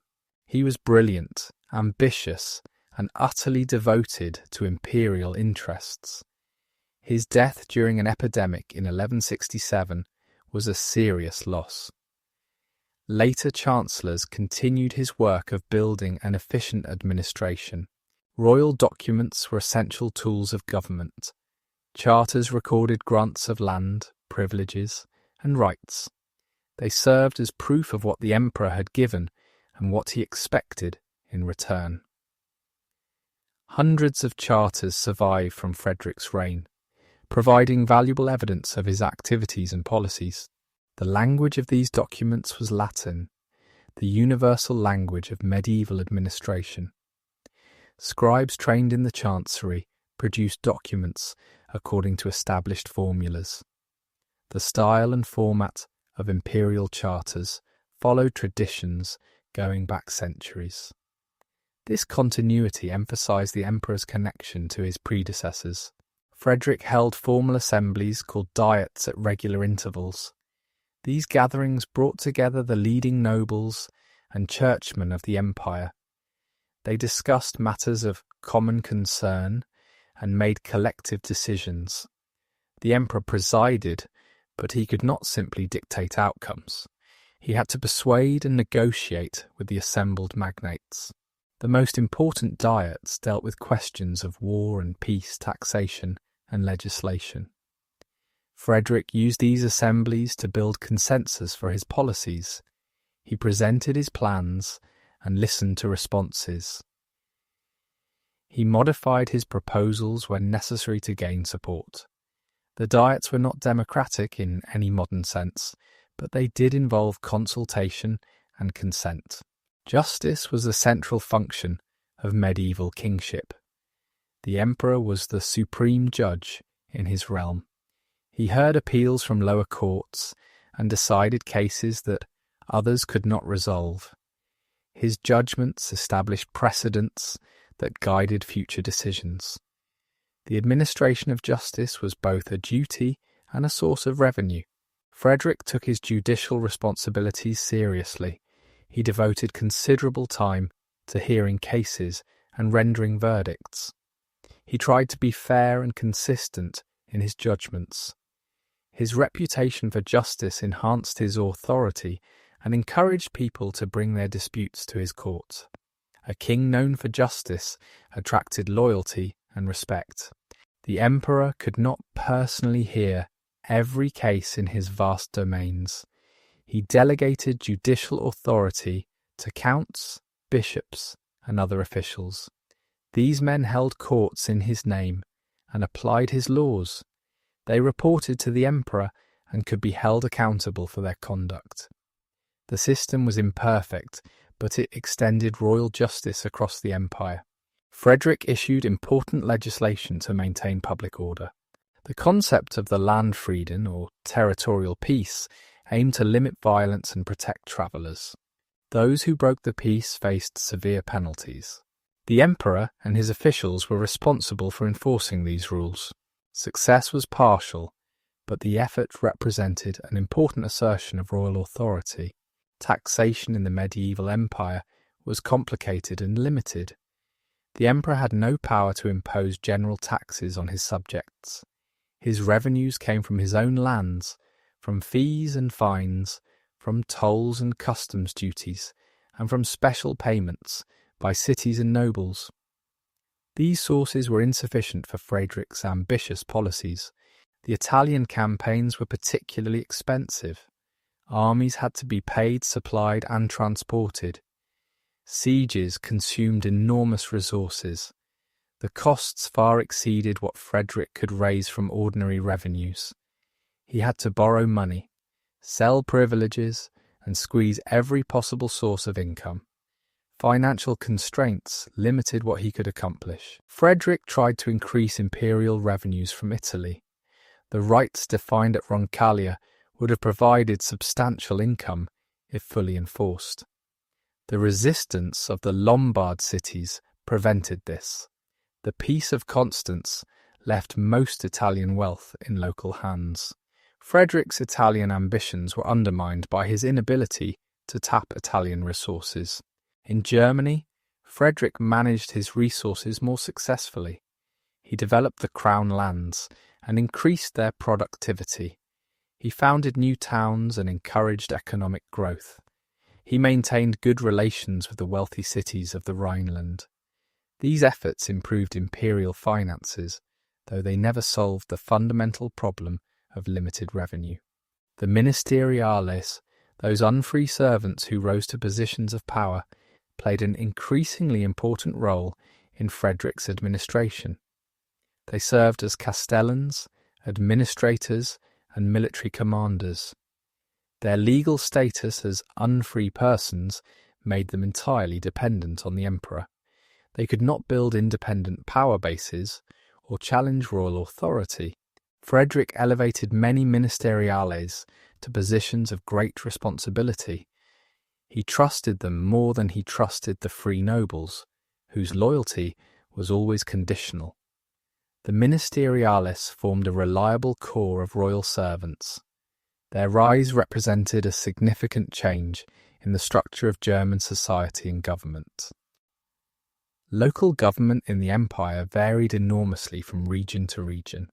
In some areas, counts appointed by the emperor maintained order and collected revenues. In others, bishops exercised temporal as well as spiritual authority. Cities governed themselves through councils of leading citizens. Noble families controlled their own territories with minimal outside interference. Frederick worked within this patchwork of local arrangements. He did not try to impose uniform administration across his domains. Such an effort would have been impossible given the resources available. Instead, he sought to maintain his overlordship while allowing local diversity. He intervened when necessary, but generally respected established customs and privileges. The eastern frontier of the empire saw significant development during Frederick's reign. German settlers moved into Slavic territories, founding new villages and clearing land for agriculture. This colonization was encouraged by local lords eager to increase their revenues. Frederick supported these efforts, which extended German influence and Christian civilization. Henry the Lion was particularly active in eastern colonization before his fall. He founded cities like Lübeck and Munich that would become major centres. He encouraged merchants and craftsmen to settle in his territories. His efforts transformed the economic landscape of northern Germany. After his exile, others continued the work he had begun. Frederick Barbarossa was a warrior king who spent much of his reign engaged in military campaigns. Understanding his approach to warfare helps illuminate both his successes and his failures. Medieval warfare was different from modern combat in fundamental ways, and Frederick mastered its particular demands. The core of any medieval army was the heavy cavalry. Knights in armour, mounted on powerful war horses, delivered the decisive shock in battle. A charge of armoured knights could shatter enemy formations and decide the outcome in minutes. Frederick's German knights were among the best in Europe, renowned for their discipline and ferocity. Training for knighthood began in childhood. Noble boys learned to ride almost before they could walk. They practiced with wooden swords and progressed to real weapons as they grew. They developed the strength to wear heavy armour and the skill to fight while encumbered by it. By the time they were dubbed knights, they were formidable warriors. The equipment of a knight was expensive. A war horse cost as much as a small farm. Armour required skilled craftsmen and quality materials. Weapons had to be forged by expert smiths. Maintaining this equipment demanded constant attention. Only wealthy men could afford to be knights, which is why knighthood was associated with nobility. Frederick's armies also included infantry, though they played a secondary role in most battles. Foot soldiers served as garrisons, guarded supply lines, and supported the cavalry. In sieges, infantry did much of the hard work of digging trenches and manning siege engines. They were essential to military operations even if they lacked the prestige of mounted knights. Crossbowmen provided ranged firepower that could be devastating. The crossbow was a powerful weapon that could penetrate armour at considerable distances. It required less training than the longbow and could be used effectively by common soldiers. Frederick employed crossbowmen in his Italian campaigns, where they proved valuable in siege warfare. Siege warfare was central to medieval military operations. Castles and fortified cities could not be taken by cavalry charges. They had to be surrounded, starved, or stormed. Sieges could last for months or even years. They consumed enormous resources and tested the patience of besiegers and besieged alike. Frederick conducted numerous sieges during his Italian campaigns. The sieges of Milan were the most famous, but many other cities and castles felt his army's pressure. He employed various techniques: blockade to starve the defenders, mining to undermine walls, assault with ladders and towers. Success often depended on the defender's will to resist as much as on military technology. The destruction of Milan after its second surrender demonstrated Frederick's approach to defeated enemies. He wanted to make an example that would discourage future resistance. The complete demolition of a major city was extreme even by medieval standards. It showed that Frederick could be ruthless when he believed ruthlessness was necessary. Supply and logistics were constant challenges for medieval armies. Soldiers needed food, horses needed fodder, and both required water. An army on the march consumed vast quantities of provisions. Foraging in enemy territory could supplement supplies, but also alienated the local population. Frederick's careful planning for the Third Crusade showed that he understood these challenges. The German army that marched toward the Holy Land was unusually well organised. Frederick had arranged for supplies along the route. He maintained discipline to prevent his soldiers from alienating potential allies. The army stayed together as a coherent force rather than fragmenting into raiding parties. This organisation helped the Crusaders survive the difficult crossing of Anatolia. Frederick's personal courage in battle was well documented. He led from the front, sharing the dangers faced by his men. At Legnano, he fought in the thick of the combat and was nearly killed. This willingness to risk his own life earned him the respect of his soldiers. A king who asked others to die while he remained safe would have been despised. The Battle of Legnano revealed the limitations of cavalry-centred warfare. The Lombard League infantry, fighting around their Carroccio, proved able to withstand German charges. When fresh Italian troops arrived, Frederick's exhausted knights could not respond effectively. The battle showed that determined infantry could defeat even the best cavalry under the right circumstances. Frederick learned from his defeats as well as his victories. After Legnano, he recognised that military force alone could not subdue the Lombard cities. He turned to diplomacy and achieved through negotiation what he could not win through war. This flexibility was a mark of his political maturity. Naval power played little role in Frederick's military calculations. The empire had no significant fleet. The Italian maritime cities of Venice, Genoa, and Pisa controlled the Mediterranean. Frederick's decision to march overland to the Holy Land reflected this reality. He could not depend on Italian ships to transport his army safely. The fortification of strategic points was an important aspect of Frederick's military policy. Castles controlled territory and provided bases for military operations. Frederick built and strengthened castles throughout his domains. He installed loyal garrisons to hold these strong points. A network of castles extended imperial power across the landscape. Military service was a fundamental obligation of medieval society. Nobles owed their lords a certain number of days of armed service each year. This feudal levy provided the manpower for royal armies. Frederick summoned his vassals when he needed troops for his campaigns. They came with their own equipment and followers, forming the host that marched under imperial banners. The feudal levy had significant limitations. Vassals were obligated for only a limited period, often 40 days. After that time, they could legally go home. Campaigns that lasted longer required either additional payments or the goodwill of the participants. Frederick sometimes struggled to keep his armies in the field long enough to achieve his objectives. Mercenaries supplemented the feudal levy. Professional soldiers who fought for pay offered certain advantages. They would serve as long as they were paid.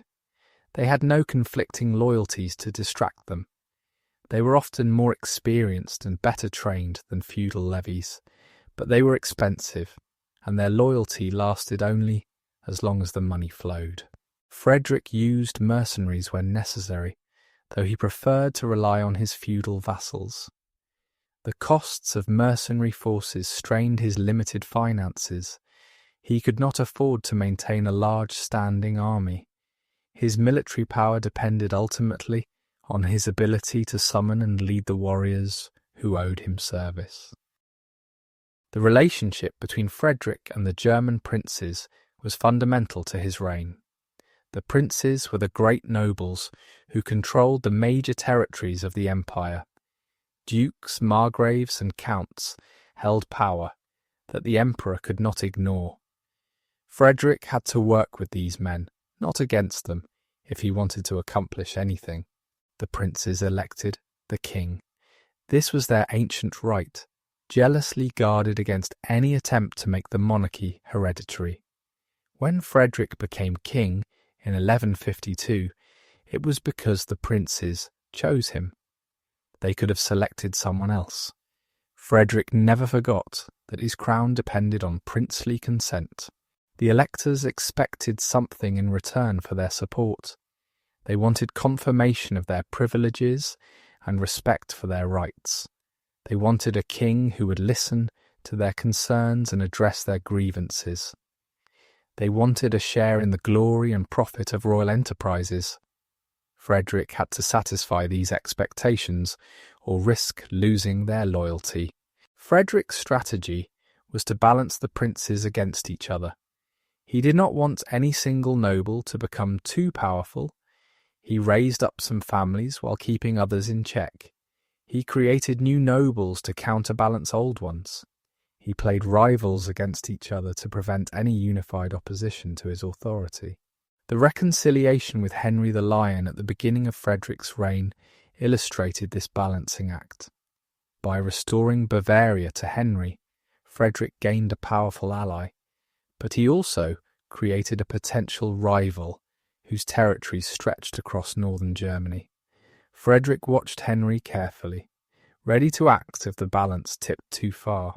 Henry the Lion's fall in 1180 showed what happened when a prince overreached. Henry had grown too powerful and too arrogant. His refusal to help Frederick at Chiavenna provided the occasion for action. But the underlying cause was the threat Henry posed to the imperial system. Frederick could not tolerate a subject who rivaled his own power. The redistribution of Henry's lands strengthened Frederick's position. He broke up the great duchies that had challenged imperial authority. He rewarded loyal supporters with portions of Henry's territories. He created new dependencies and obligations. The settlement after Henry's fall was Frederick's masterpiece of domestic policy. Other princes learned from Henry's example. They saw that even the mightiest noble could be brought down if he defied the emperor. They became more cautious in their dealings with Frederick. They supported his policies more consistently. The balance of power had shifted in the emperor's favour. Frederick cultivated relationships with the ecclesiastical princes as well as the secular ones. Bishops and abbots controlled significant territories and resources. They provided educated administrators and diplomatic expertise. They lent spiritual legitimacy to imperial policies. Frederick worked to ensure that reliable men held these important positions. The prince-bishops of the Rhineland were particularly significant. The archbishops of Mainz, Cologne, and Trier were among the most powerful figures in the empire. They controlled wealthy territories and commanded substantial military forces. They played crucial roles in royal elections.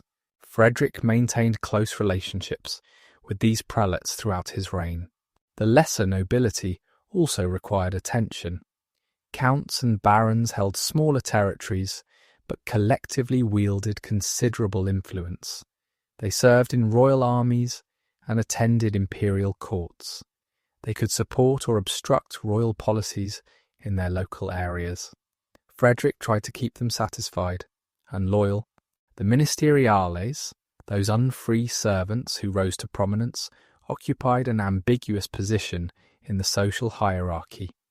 They were technically serfs, bound to their lord's service, but many of them held lands, commanded soldiers, and exercised authority over free men.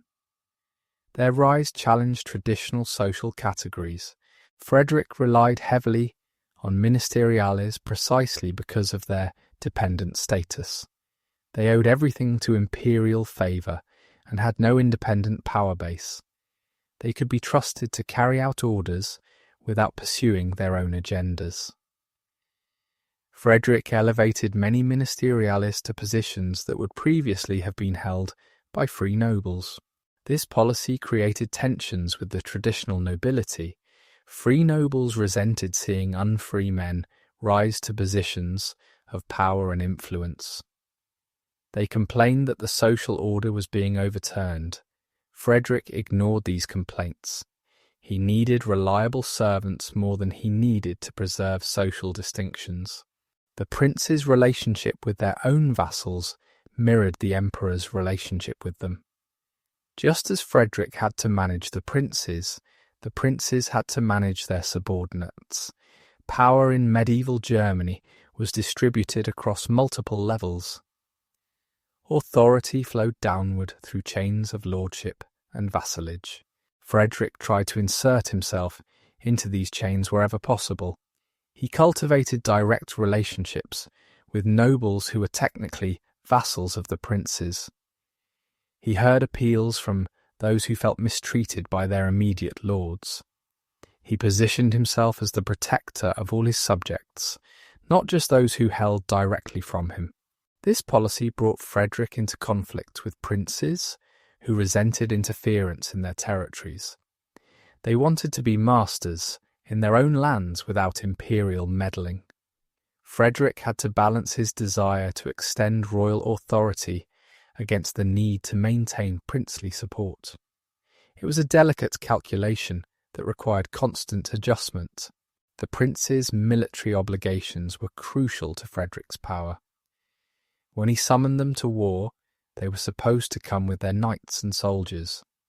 The size and quality of their contingents reflected their wealth and power.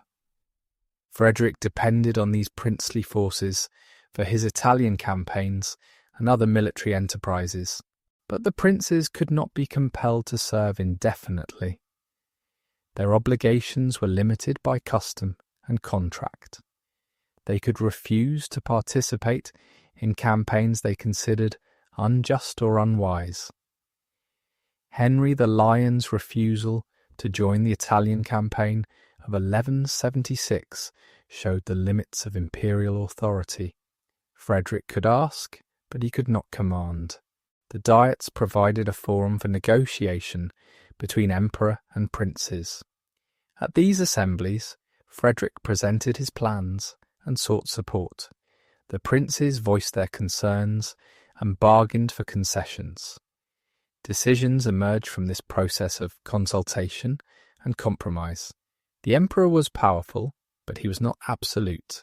Frederick's success in managing the princes stemmed from his personal qualities as much as from institutional arrangements. He was respected as a warrior and feared as an enemy. He could be generous to friends and terrible to foes. He had the charisma that made men want to follow him. These personal attributes gave him leverage that no mere office could provide. Italy occupied a central place in Frederick's ambitions throughout his reign. The wealthy cities of the north, the ancient prestige of Rome, the connection to the imperial past all drew him southward repeatedly.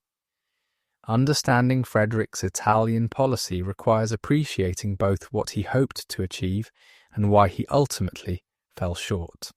The Holy Roman Empire claimed authority over northern and central Italy. This claim dated back to Charlemagne and had been maintained by his successors. The emperor was supposed to be lord of Lombardy, Tuscany, and the other Italian regions. Italian nobles and cities owed him allegiance and service. The reality had diverged from this theory during the troubled decades before Frederick's reign. The civil wars in Germany had distracted emperors from Italian affairs. The Italian cities had grown wealthy and powerful. They had developed self-governing institutions and military capabilities. They had become accustomed to independence. Frederick intended to reassert imperial rights that had lapsed through neglect. He believed that the revenues and resources of Italy rightfully belonged to the empire. He saw the restoration of Italian authority as essential to imperial greatness. Without Italy, the empire would be merely a German kingdom, not a universal monarchy. The Diet of Roncaglia in 1158 represented Frederick's most ambitious attempt to define imperial rights. The legal scholars from Bologna identified an extensive list of prerogatives that belonged to the emperor. These included control of roads and rivers, the right to appoint officials, the power to collect various taxes and fees. If enforced, these rights would have made Frederick master of Italian economic life. The Italian cities had no intention of surrendering their hard-won freedoms. They had built their prosperity on self-government and commercial independence. Imperial officials would disrupt their trade and drain their wealth. The cities were willing to acknowledge Frederick as their overlord in theory. They were not willing to let him actually rule them. Milan was the leader of resistance because Milan had the most to lose. The largest and wealthiest city in Lombardy, Milan dominated its neighbours and controlled important trade routes. Milanese merchants and craftsmen had created a thriving economy. Milanese soldiers had defeated rivals and extended the city's territory. They would not meekly submit to German domination. Frederick's destruction of Milan in 1162 was meant to break this resistance once and for all. By reducing the great city to rubble, he hoped to terrify the others into submission. The strategy worked in the short term. Other cities hastened to make peace rather than share Milan's fate. Imperial authority seemed restored. But the destruction of Milan also united Italian opposition, as nothing else could have done. The horror of what had happened to Milan overcame the traditional rivalries between cities. Former enemies found common cause against the emperor. The Lombard League that emerged was stronger than any single city could have been. The League cities cooperated in ways that were unprecedented. They coordinated their military forces and shared resources. They founded Alessandria as a symbol of their unity and a strategic strong point. They supported each other against imperial pressure. The League represented a new kind of political organization in medieval Italy. Frederick's military efforts against the League ultimately failed. The siege of Alessandria in 1174 and 1175 could not take the city. The Battle of Legnano in 1176 was a decisive defeat. Frederick's German knights, the finest cavalry in Europe, could not overcome the determined resistance of Italian infantry fighting for their homes and freedom. The Peace of Constance in 1183 acknowledged the new reality. Frederick retained his title as overlord of the Italian cities.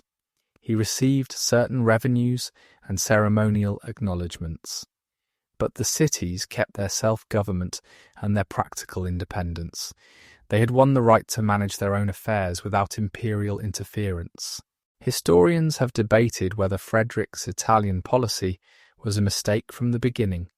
Some argue that the resources spent on Italian campaigns would have been better used in Germany. Others contend that Frederick had no choice but to assert imperial rights in Italy. The prestige of the empire and the ideology of universal monarchy demanded it. Frederick himself seems never to have doubted the importance of Italy. Even after Legnano and the Peace of Constance, he continued to involve himself in Italian affairs. He visited Italy several times during his later reign. He arranged the marriage of his son to the heiress of Sicily. Italy remained central to Hohenstaufen ambitions. The marriage of Henry to Constance of Sicily had enormous implications.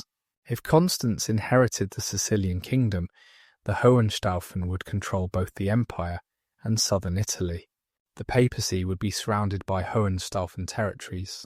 The balance of power in Italy would shift dramatically. This prospect alarmed the popes and shaped papal policy for generations. Frederick did not live to see the consequences of this marriage alliance. His son Henry VI would inherit Sicily and briefly unite it with the empire. His grandson Frederick II would become the most remarkable ruler of the 13th century. The Italian involvement that Frederick Barbarossa began would continue to shape his dynasty's fate. Rome held special significance in Frederick's Italian policy. The city was the ancient capital of the empire and the seat of the papacy. Imperial coronation in Rome conferred a unique legitimacy. Frederick made the journey to Rome for his coronation in 1155 and returned on other occasions. The city's symbolic importance outweighed its practical value. Relations with the papacy complicated everything Frederick tried to do in Italy. The popes had their own interests and ambitions. They did not want a powerful emperor dominating the Italian peninsula. They supported the Lombard League and worked to limit imperial authority. The schism of 1159 to 1177 was the most dramatic expression of this conflict. Frederick's reconciliation with Pope Alexander III did not end papal suspicions of imperial power. The popes continued to worry about Hohenstaufen ambitions. They sought allies who could balance against the emperor. They used their spiritual authority to influence political outcomes. The tension between empire and papacy would persist long after Frederick's death. Central Italy, including Tuscany and the lands around Rome, presented different challenges than Lombardy. The cities there were generally smaller and less powerful. Noble families controlled much of the countryside. The Pope claimed temporal authority over significant territories. Frederick had to navigate among these competing interests. Frederick appointed imperial officials to govern parts of central Italy. These men collected revenues and maintained order in the emperor's name. Their success varied depending on local conditions and their own abilities. Central Italy never provided the wealth that Frederick hoped to extract from Lombardy. The Kingdom of Sicily in southern Italy was outside the empire, but not outside Frederick's calculations. The Norman kings who ruled Sicily had created a wealthy and well-organized state. They controlled important Mediterranean trade routes. They could be valuable allies or dangerous enemies. Frederick maintained diplomatic relations with Sicily throughout his reign. The marriage alliance with Sicily represented the culmination of Frederick's Italian strategy. By joining the Hohenstaufen to the Sicilian royal house, he positioned his dynasty to dominate the entire peninsula. The immediate benefits were limited, since Constance was not expected to inherit, but the long-term possibilities were enormous. Frederick's Italian legacy was mixed. He failed to achieve the systematic control he had sought at Roncaglia. The Lombard cities retained their independence despite his best efforts, but he maintained imperial claims and imperial presence in Italy. He kept the dream of empire alive for his successors to pursue. Frederick appointed imperial officials to govern parts of central Italy. These men collected revenues and maintained order in the emperor's name. Their success varied depending on local conditions and their own abilities. Central Italy never provided the wealth that Frederick hoped to extract from Lombardy. The Kingdom of Sicily in southern Italy was outside the empire, but not outside Frederick's calculations. The Norman kings who ruled Sicily had created a wealthy and well-organized state. They controlled important Mediterranean trade routes. They could be valuable allies or dangerous enemies. Frederick maintained diplomatic relations with Sicily throughout his reign. The marriage alliance with Sicily represented the culmination of Frederick's Italian strategy. By joining the Hohenstaufen to the Sicilian royal house, he positioned his dynasty to dominate the entire peninsula. The immediate benefits were limited, since Constance was not expected to inherit, but the long-term possibilities were enormous. Frederick's Italian legacy was mixed. He failed to achieve the systematic control he had sought at Roncaglia. The Lombard cities retained their independence despite his best efforts, but he maintained imperial claims and imperial presence in Italy. He kept the dream of empire alive for his successors to pursue. The eastern frontier of the empire was a zone of expansion and colonization during Frederick's reign. German settlers moved into territories that had previously been inhabited primarily by Slavic peoples. This movement, sometimes called the Ostsiedlung, or Eastern Settlement, transformed the demographic and cultural landscape of Central Europe. The Slavic peoples who lived east of the Elbe and Saale rivers had their own languages, customs, and religious traditions. Some had converted to Christianity, while others maintained their traditional beliefs. They were organized into various tribes and small kingdoms. Their relationship with the German Empire ranged from peaceful coexistence to violent conflict. German expansion eastward had been ongoing for centuries before Frederick's time. Charlemagne had fought against the Slavs and established frontier defences. Later emperors and nobles had continued the process. By the 12th century, German settlement had already penetrated deep into formerly Slavic territories. Frederick supported this eastward expansion, though he did not direct it personally. The actual work of colonization was carried out by local lords, both secular and ecclesiastical. They recruited settlers from overcrowded regions of Western Germany. They offered favourable terms to those willing to relocate to the frontier. They founded new villages and towns in the wilderness. The colonization process involved both cooperation and conflict with the native Slavic population. Some Slavic leaders welcomed German settlers and the economic development they brought. Others resisted the newcomers and fought to preserve their independence. The outcome varied from region to region depending on local circumstances. Henry the Lion was the most aggressive promoter of eastern colonization before his fall. His territories in Saxony bordered directly on Slavic lands. He launched military campaigns against the Wends and other Slavic peoples. He founded new cities to serve as centres of German settlement and trade. Lübeck, which he developed into a major port, became the gateway to Baltic commerce. Munich was another of Henry's foundations. Located on the Isar River in Bavaria, it grew from a small settlement into an important trading centre. Henry recognised the economic potential of well-placed towns. He invested in their development and protected them from threats. His urban foundations would long outlast his political power. Frederick benefited from Henry's eastern activities, even as he watched his cousin's growing power with concern. The expansion of German settlement strengthened the empire as a whole. New territories meant new resources and new subjects. The frontier regions became more prosperous and more firmly integrated into the imperial system. The fall of Henry the Lion disrupted, but did not halt eastern colonization. Other lords took up the work that Henry had begun. The Ascanian family, who received parts of Henry's former territories, continued to promote settlement. The Teutonic Knights, founded during Frederick's reign, would later become major agents of German expansion in the Baltic region. The relationship between Germans and Slavs was not simply one of conquest and displacement. In many areas, the two populations lived side by side and gradually merged. Slavic nobles adopted German customs and intermarried with German families. Slavic peasants worked alongside German settlers in the new villages. Over time, the distinction between the groups blurred. Christianity played an important role in the colonization process.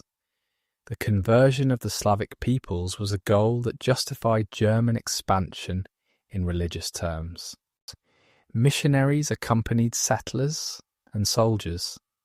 Monasteries were founded to spread the faith and provide services to the new communities. The Church blessed the colonization as a holy work. Frederick supported missionary efforts among the Slavs. He saw the spread of Christianity as part of his imperial duty. A Christian emperor should work to bring all peoples under the light of the gospel. The conversion of the pagans was a worthy goal that complemented political and economic objectives. The Premyslid rulers of Bohemia were among the most important Slavic princes within the imperial system. Bohemia was a duchy that owed allegiance to the emperor. Its rulers attended imperial diets and participated in imperial politics. They were Christians who had adopted many German customs while maintaining their Slavic identity. Frederick maintained good relations with Bohemia throughout most of his reign. He recognized the Bohemian duke's importance and treated him with respect. Bohemian contingents joined Frederick's armies on several campaigns. The relationship was mutually beneficial, with both sides gaining from cooperation. In 1158, Frederick elevated Bohemia to a kingdom. Duke Vladislav II received a royal crown from the emperor's hands. This promotion recognized Bohemia's importance and rewarded Vladislav's loyal service. It also bound Bohemia more closely to the empire by creating a new bond of gratitude and obligation. Poland lay beyond Bohemia.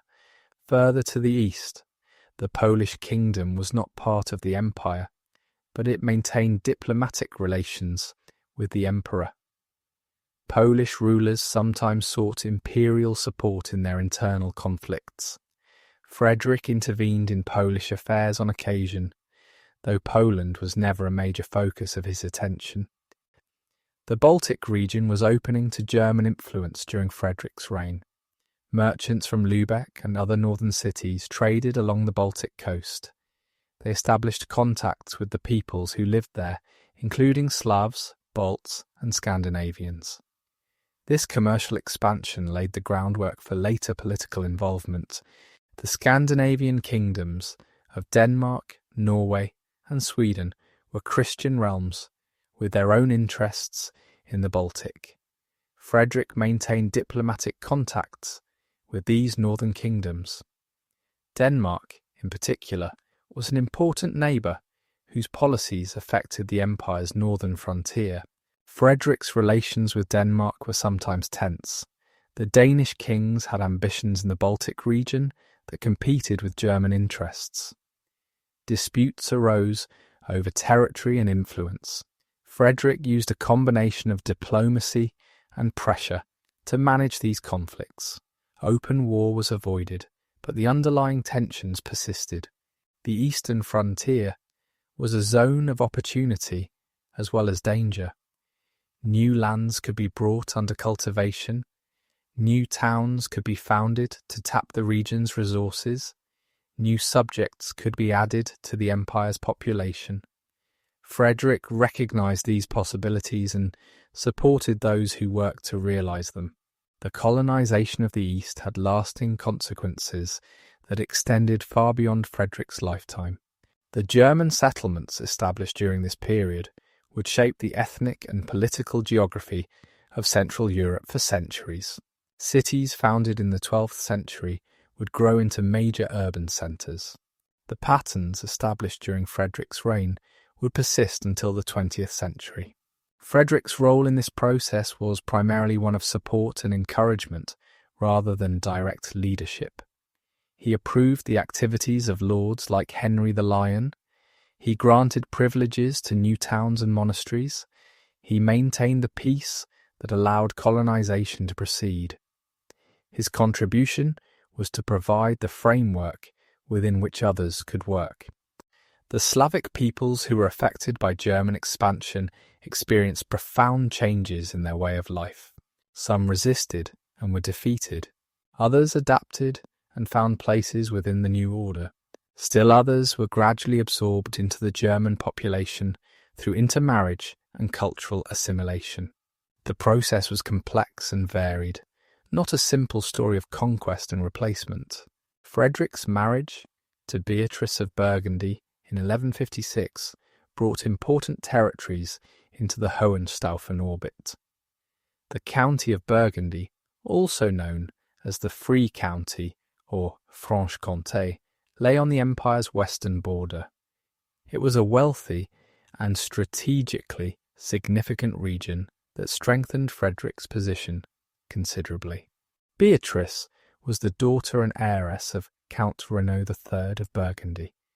Her inheritance included not just the county itself, but also claims to other territories and rights.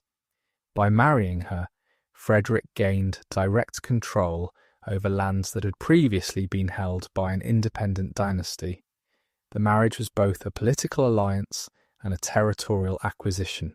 The county of Burgundy should not be confused with the Duchy of Burgundy, which lay to the west and was part of the French kingdom. The county was imperial territory, owing allegiance to the emperor rather than the French king. This distinction was important in an era when the boundaries between France and the empire were still being defined. Frederick took his responsibilities in Burgundy seriously. He visited the region multiple times during his reign.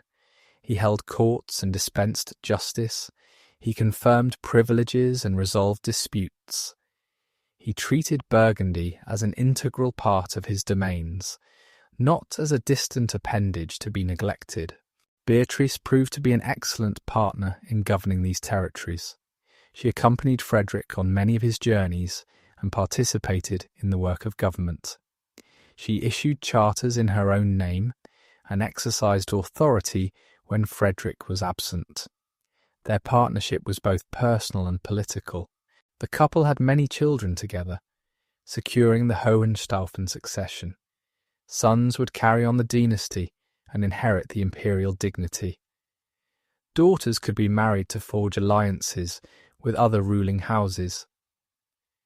Frederick and Beatrice built a family that would dominate European politics for generations. Beatrice died in 1184, after nearly 30 years of marriage. Frederick mourned her sincerely. She had been his companion through triumph and disaster. She had borne his children and shared his burdens. Her death left a void that could not be filled. The Burgundian lands remained in Hohenstaufen hands after Beatrice's death. Frederick's son would inherit them, along with the rest of the imperial territories. The acquisition of Burgundy had permanently strengthened the dynasty's position on the western frontier. Relations with the French kingdom were generally peaceful during Frederick's reign. The French kings were occupied with their own concerns and posed no immediate threat to the empire. The two realms shared a long border but found ways to coexist without major conflicts. Frederick and King Louis VII of France had both participated in the Second Crusade as young men. This shared experience created a personal connection, even if it had ended in failure. The two rulers corresponded and occasionally cooperated on matters of mutual interest. Neither sought war with the other. The papal schism had divided Frederick and Louis. France recognized Alexander III, while Frederick supported the anti-popes. This disagreement strained relations but did not lead to open conflict. After the reconciliation at Venice, the obstacle was removed. Normal diplomatic relations resumed. The county of Provence, south of Burgundy, was another area of imperial interest. Provence was technically part of the empire, but had developed considerable independence. Frederick asserted imperial authority there when he could, but did not make it a priority. Other concerns demanded more attention. The Kingdom of Arles, which included Burgundy and Provence, was one of the three kingdoms that made up the empire. The others were Germany and Italy. Frederick was king of all three, though his actual power varied enormously among them. In Germany, he was strongest. In Italy, he faced constant resistance. In Arles, his authority was acknowledged but rarely tested. Frederick's Western policy was essentially defensive. He wanted to maintain the empire's existing boundaries and prevent French encroachment. He did not seek to expand westward at French expense.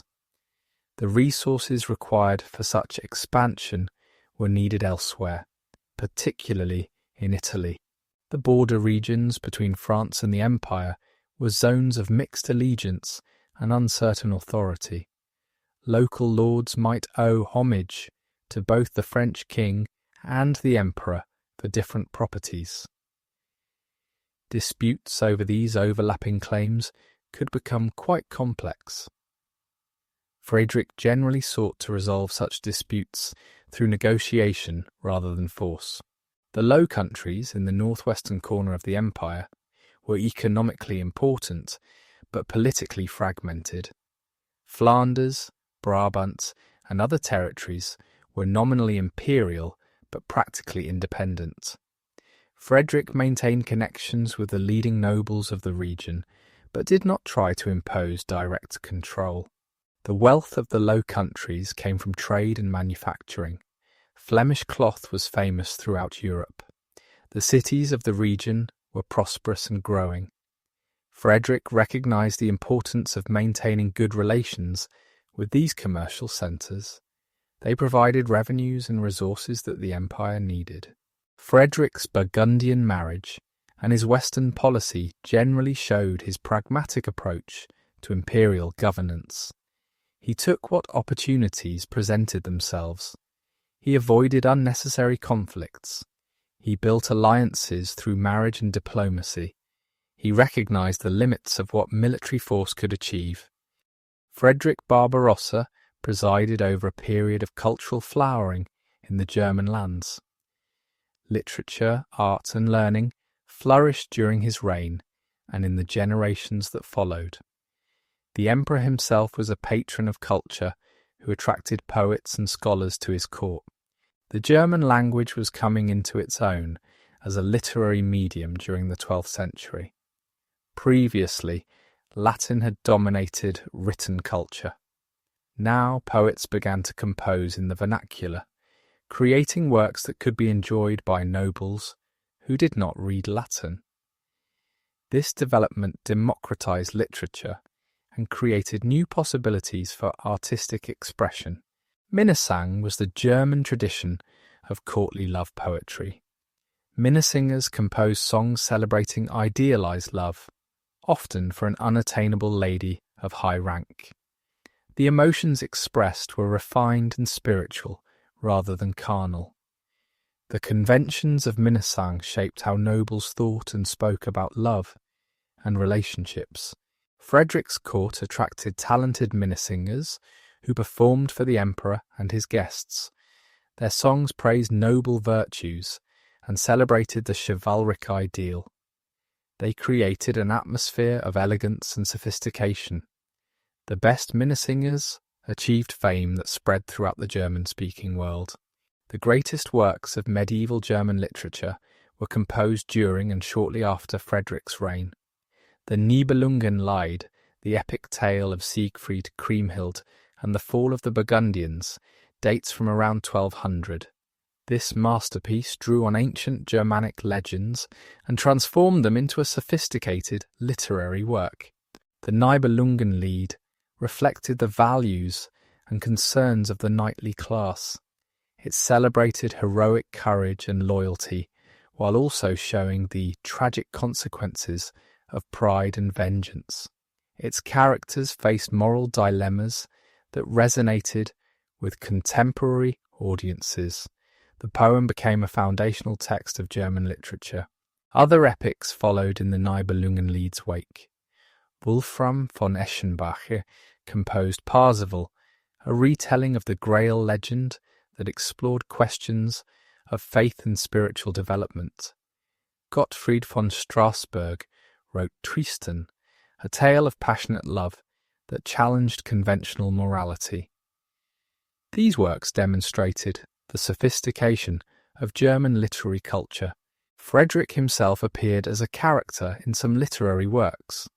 His fame and achievements made him a natural subject for poets and storytellers. The historical Frederick merged with legendary elements to create a larger-than-life figure. This literary Frederick would eventually become the sleeping emperor of the Kyffhäuser legend. Latin learning continued to flourish alongside vernacular literature.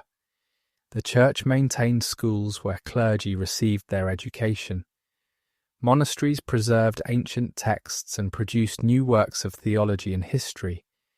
The intellectual heritage of classical antiquity was studied and transmitted to future generations.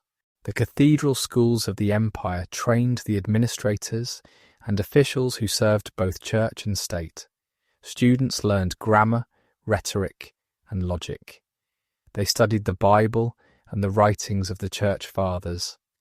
The best students went on to advanced study in theology or law. The University of Bologna in Italy was the leading centre for legal studies. Frederick's connections with Bologna were important for his Italian policy. The legal scholars who defined imperial rights at Roncaglia were trained at Bologna. Roman law, as studied and interpreted at Bologna, provided intellectual foundations for imperial claims. Frederick patronised scholars and supported intellectual endeavours. He recognised that educated men were essential for effective government. Chancellors, diplomats, and administrators needed training in letters and law. The emperor's support for learning served practical as well as cultural purposes.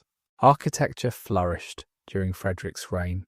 Churches and cathedrals were built or expanded throughout the empire. The Romanesque style, with its rounded arches and massive walls, dominated religious architecture. These buildings expressed the power and permanence of the church and its imperial patron. Frederick himself commissioned building projects.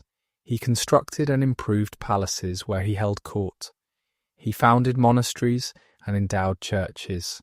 He left physical monuments to his reign scattered across his domains.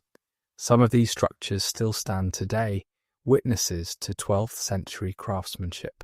The visual arts served religious and political purposes.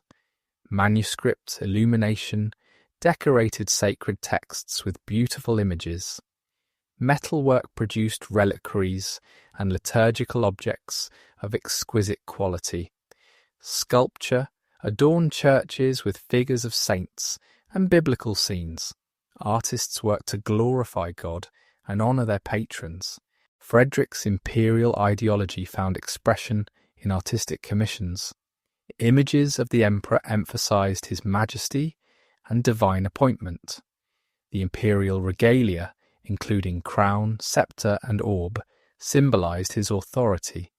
Ceremonies and rituals reinforced the sacred nature of imperial rule. Music was an important part of court and religious life. The liturgy of the church was sung, not spoken. Trained choirs performed elaborate musical settings of sacred texts. Secular music accompanied feasts and celebrations. Musicians were valued members of noble households. The culture of chivalry shaped noble behaviour and self-understanding. Knights were expected to embody certain virtues: courage, loyalty, generosity, and courtesy. They should protect the weak and defend the church. They should treat noble ladies with respect and devotion. These ideals, however imperfectly realised in practice, defined what it meant to be a knight. Tournaments provided opportunities for knights to display their skills and win renown. These mock battles could be dangerous, with injuries and even deaths occurring. But they also served important social functions. They allowed young knights to prove themselves. They provided entertainment for noble audiences. They reinforced the bonds of the knightly class. Frederick participated in the chivalric culture of his time. He was himself a skilled knight who had proven his courage in battle. He presided over tournaments and rewarded those who distinguished themselves. He embodied the ideals that the poets celebrated. His court was a centre of chivalric culture. The crusading movement was the ultimate expression of chivalric ideals. The Crusader knight combined religious devotion with martial prowess. He fought for the faith against the enemies of Christendom. He sought salvation through holy warfare. Frederick's decision to lead the Third Crusade was consistent with these values. Education for noble children combined physical and intellectual training. Boys learned to ride, hunt, and fight. They also learned reading, writing, and the basics of law and administration. Girls received instruction in household management and the accomplishments expected of noble ladies. Education prepared young nobles for the roles they would assume as adults. The culture of Frederick's empire was not uniform across all regions. Local traditions and customs varied considerably. What was fashionable at the imperial court might be unknown in remote provinces. Yet certain common elements united the German nobility. They shared a language, a religion, and a set of values that defined their class identity. Frederick's reign marked a high point of medieval German culture. The achievements of this period would be remembered and celebrated for centuries. The literature, art, and architecture produced during these years became part of the German cultural heritage. Frederick himself became a symbol of this golden age. The Hohenstaufen dynasty was Frederick's most enduring concern. Everything he did was meant to strengthen his family's position and secure its future. The dynasty's fate was inseparable from his own. Frederick worked tirelessly to ensure that his descendants would inherit and expand what he had built. Frederick's first marriage to Adela of Vohburg produced no surviving children. The marriage was annulled in 1153 on grounds of consanguinity, meaning the couple were too closely related. This was a common pretext for ending inconvenient marriages in the medieval period. Frederick needed a wife who could give him heirs. His second marriage, to Beatrice of Burgundy in 1156, was far more successful. Beatrice brought valuable territories to the union. More importantly, she bore Frederick numerous children over their nearly 30 years together. The dynasty's future was secured through this fruitful marriage. The couple's eldest surviving son was named Henry after Frederick's Hohenstaufen ancestors. Young Henry was groomed from childhood to succeed his father. He received the education and training appropriate for a future emperor. Frederick associated him in the government and had him crowned as King of Germany during his own lifetime. This practice of crowning the heir during the father's reign was meant to ensure a smooth succession. It established the son's legitimacy and gave him experience in ruling. It also reduced the risk that the princes would elect someone else after the father's death. Frederick wanted to make the Hohenstaufen hold on the throne as secure as possible. Frederick, Duke of Swabia, was another of Frederick Barbarossa's sons. He inherited the family's ancestral duchy and played an important role in imperial affairs. He accompanied his father on the Third Crusade and took command after Frederick's death. His own death during the siege of Acre was a blow to the dynasty. Other sons held various positions and territories. Conrad received the Duchy of Rothenburg. Philip would later become King of Germany himself after the death of his brother Henry VI. Otto became Count Palatine of Burgundy. Frederick distributed lands and titles among his sons to strengthen the family's overall position. Daughters were valuable for forging alliances through marriage. Frederick arranged matches for his daughters with rulers and nobles whose friendship he valued. These marriages created networks of kinship that could be activated for political purposes. A son-in-law might become an ally in time of need. Frederick's extended family also figured in his calculations. His brothers and cousins held important positions. The Hohenstaufen network extended across Germany and into neighbouring kingdoms. Family members could be trusted more than outsiders, or at least Frederick hoped so. Blood ties created obligations that political alliances alone could not match. The marriage of Henry to Constance of Sicily was Frederick's most ambitious dynastic arrangement. Constance was the aunt of King William II of Sicily and stood in line to inherit if William died without children. At the time of the marriage in 1186, this seemed unlikely. William was young and might yet produce heirs of his own, but fate intervened. William II had died in 1189 without legitimate children. Constance became the rightful Queen of Sicily. Through his marriage, Henry VI could claim the Sicilian kingdom for the Hohenstaufen. The union of the empire with Sicily would create a power that dominated all of Italy. Frederick did not live to see this outcome. He died on crusade in 1190, before the Sicilian inheritance became reality, but he had laid the groundwork for his son's success. The marriage alliance he had arranged would reshape the political map of Europe. Henry VI proved to be an able successor. He secured his position in Germany and then turned to claim his wife's inheritance.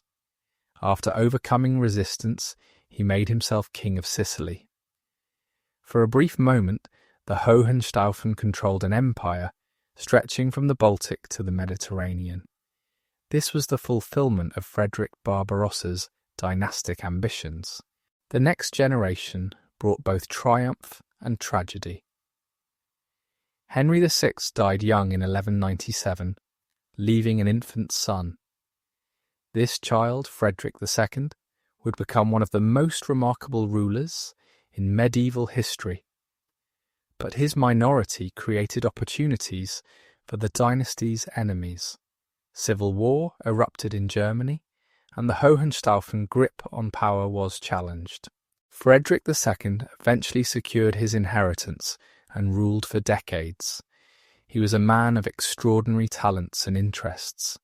He spoke multiple languages, patronized scholars and scientists, and governed his Sicilian kingdom with innovative efficiency. He also clashed repeatedly with the papacy, continuing the conflicts that had marked his grandfather's reign. The Hohenstaufen dynasty came to an end in the later 13th century. Frederick II's descendants were hunted down and killed by their enemies. The male line was extinguished. The great dynasty that Frederick Barbarossa had worked so hard to establish disappeared from history. Yet the Hohenstaufen left an enduring legacy. They had shaped Germany and Italy for over a century. They had produced rulers of remarkable ability. They had created a model of imperial governance that influenced later generations.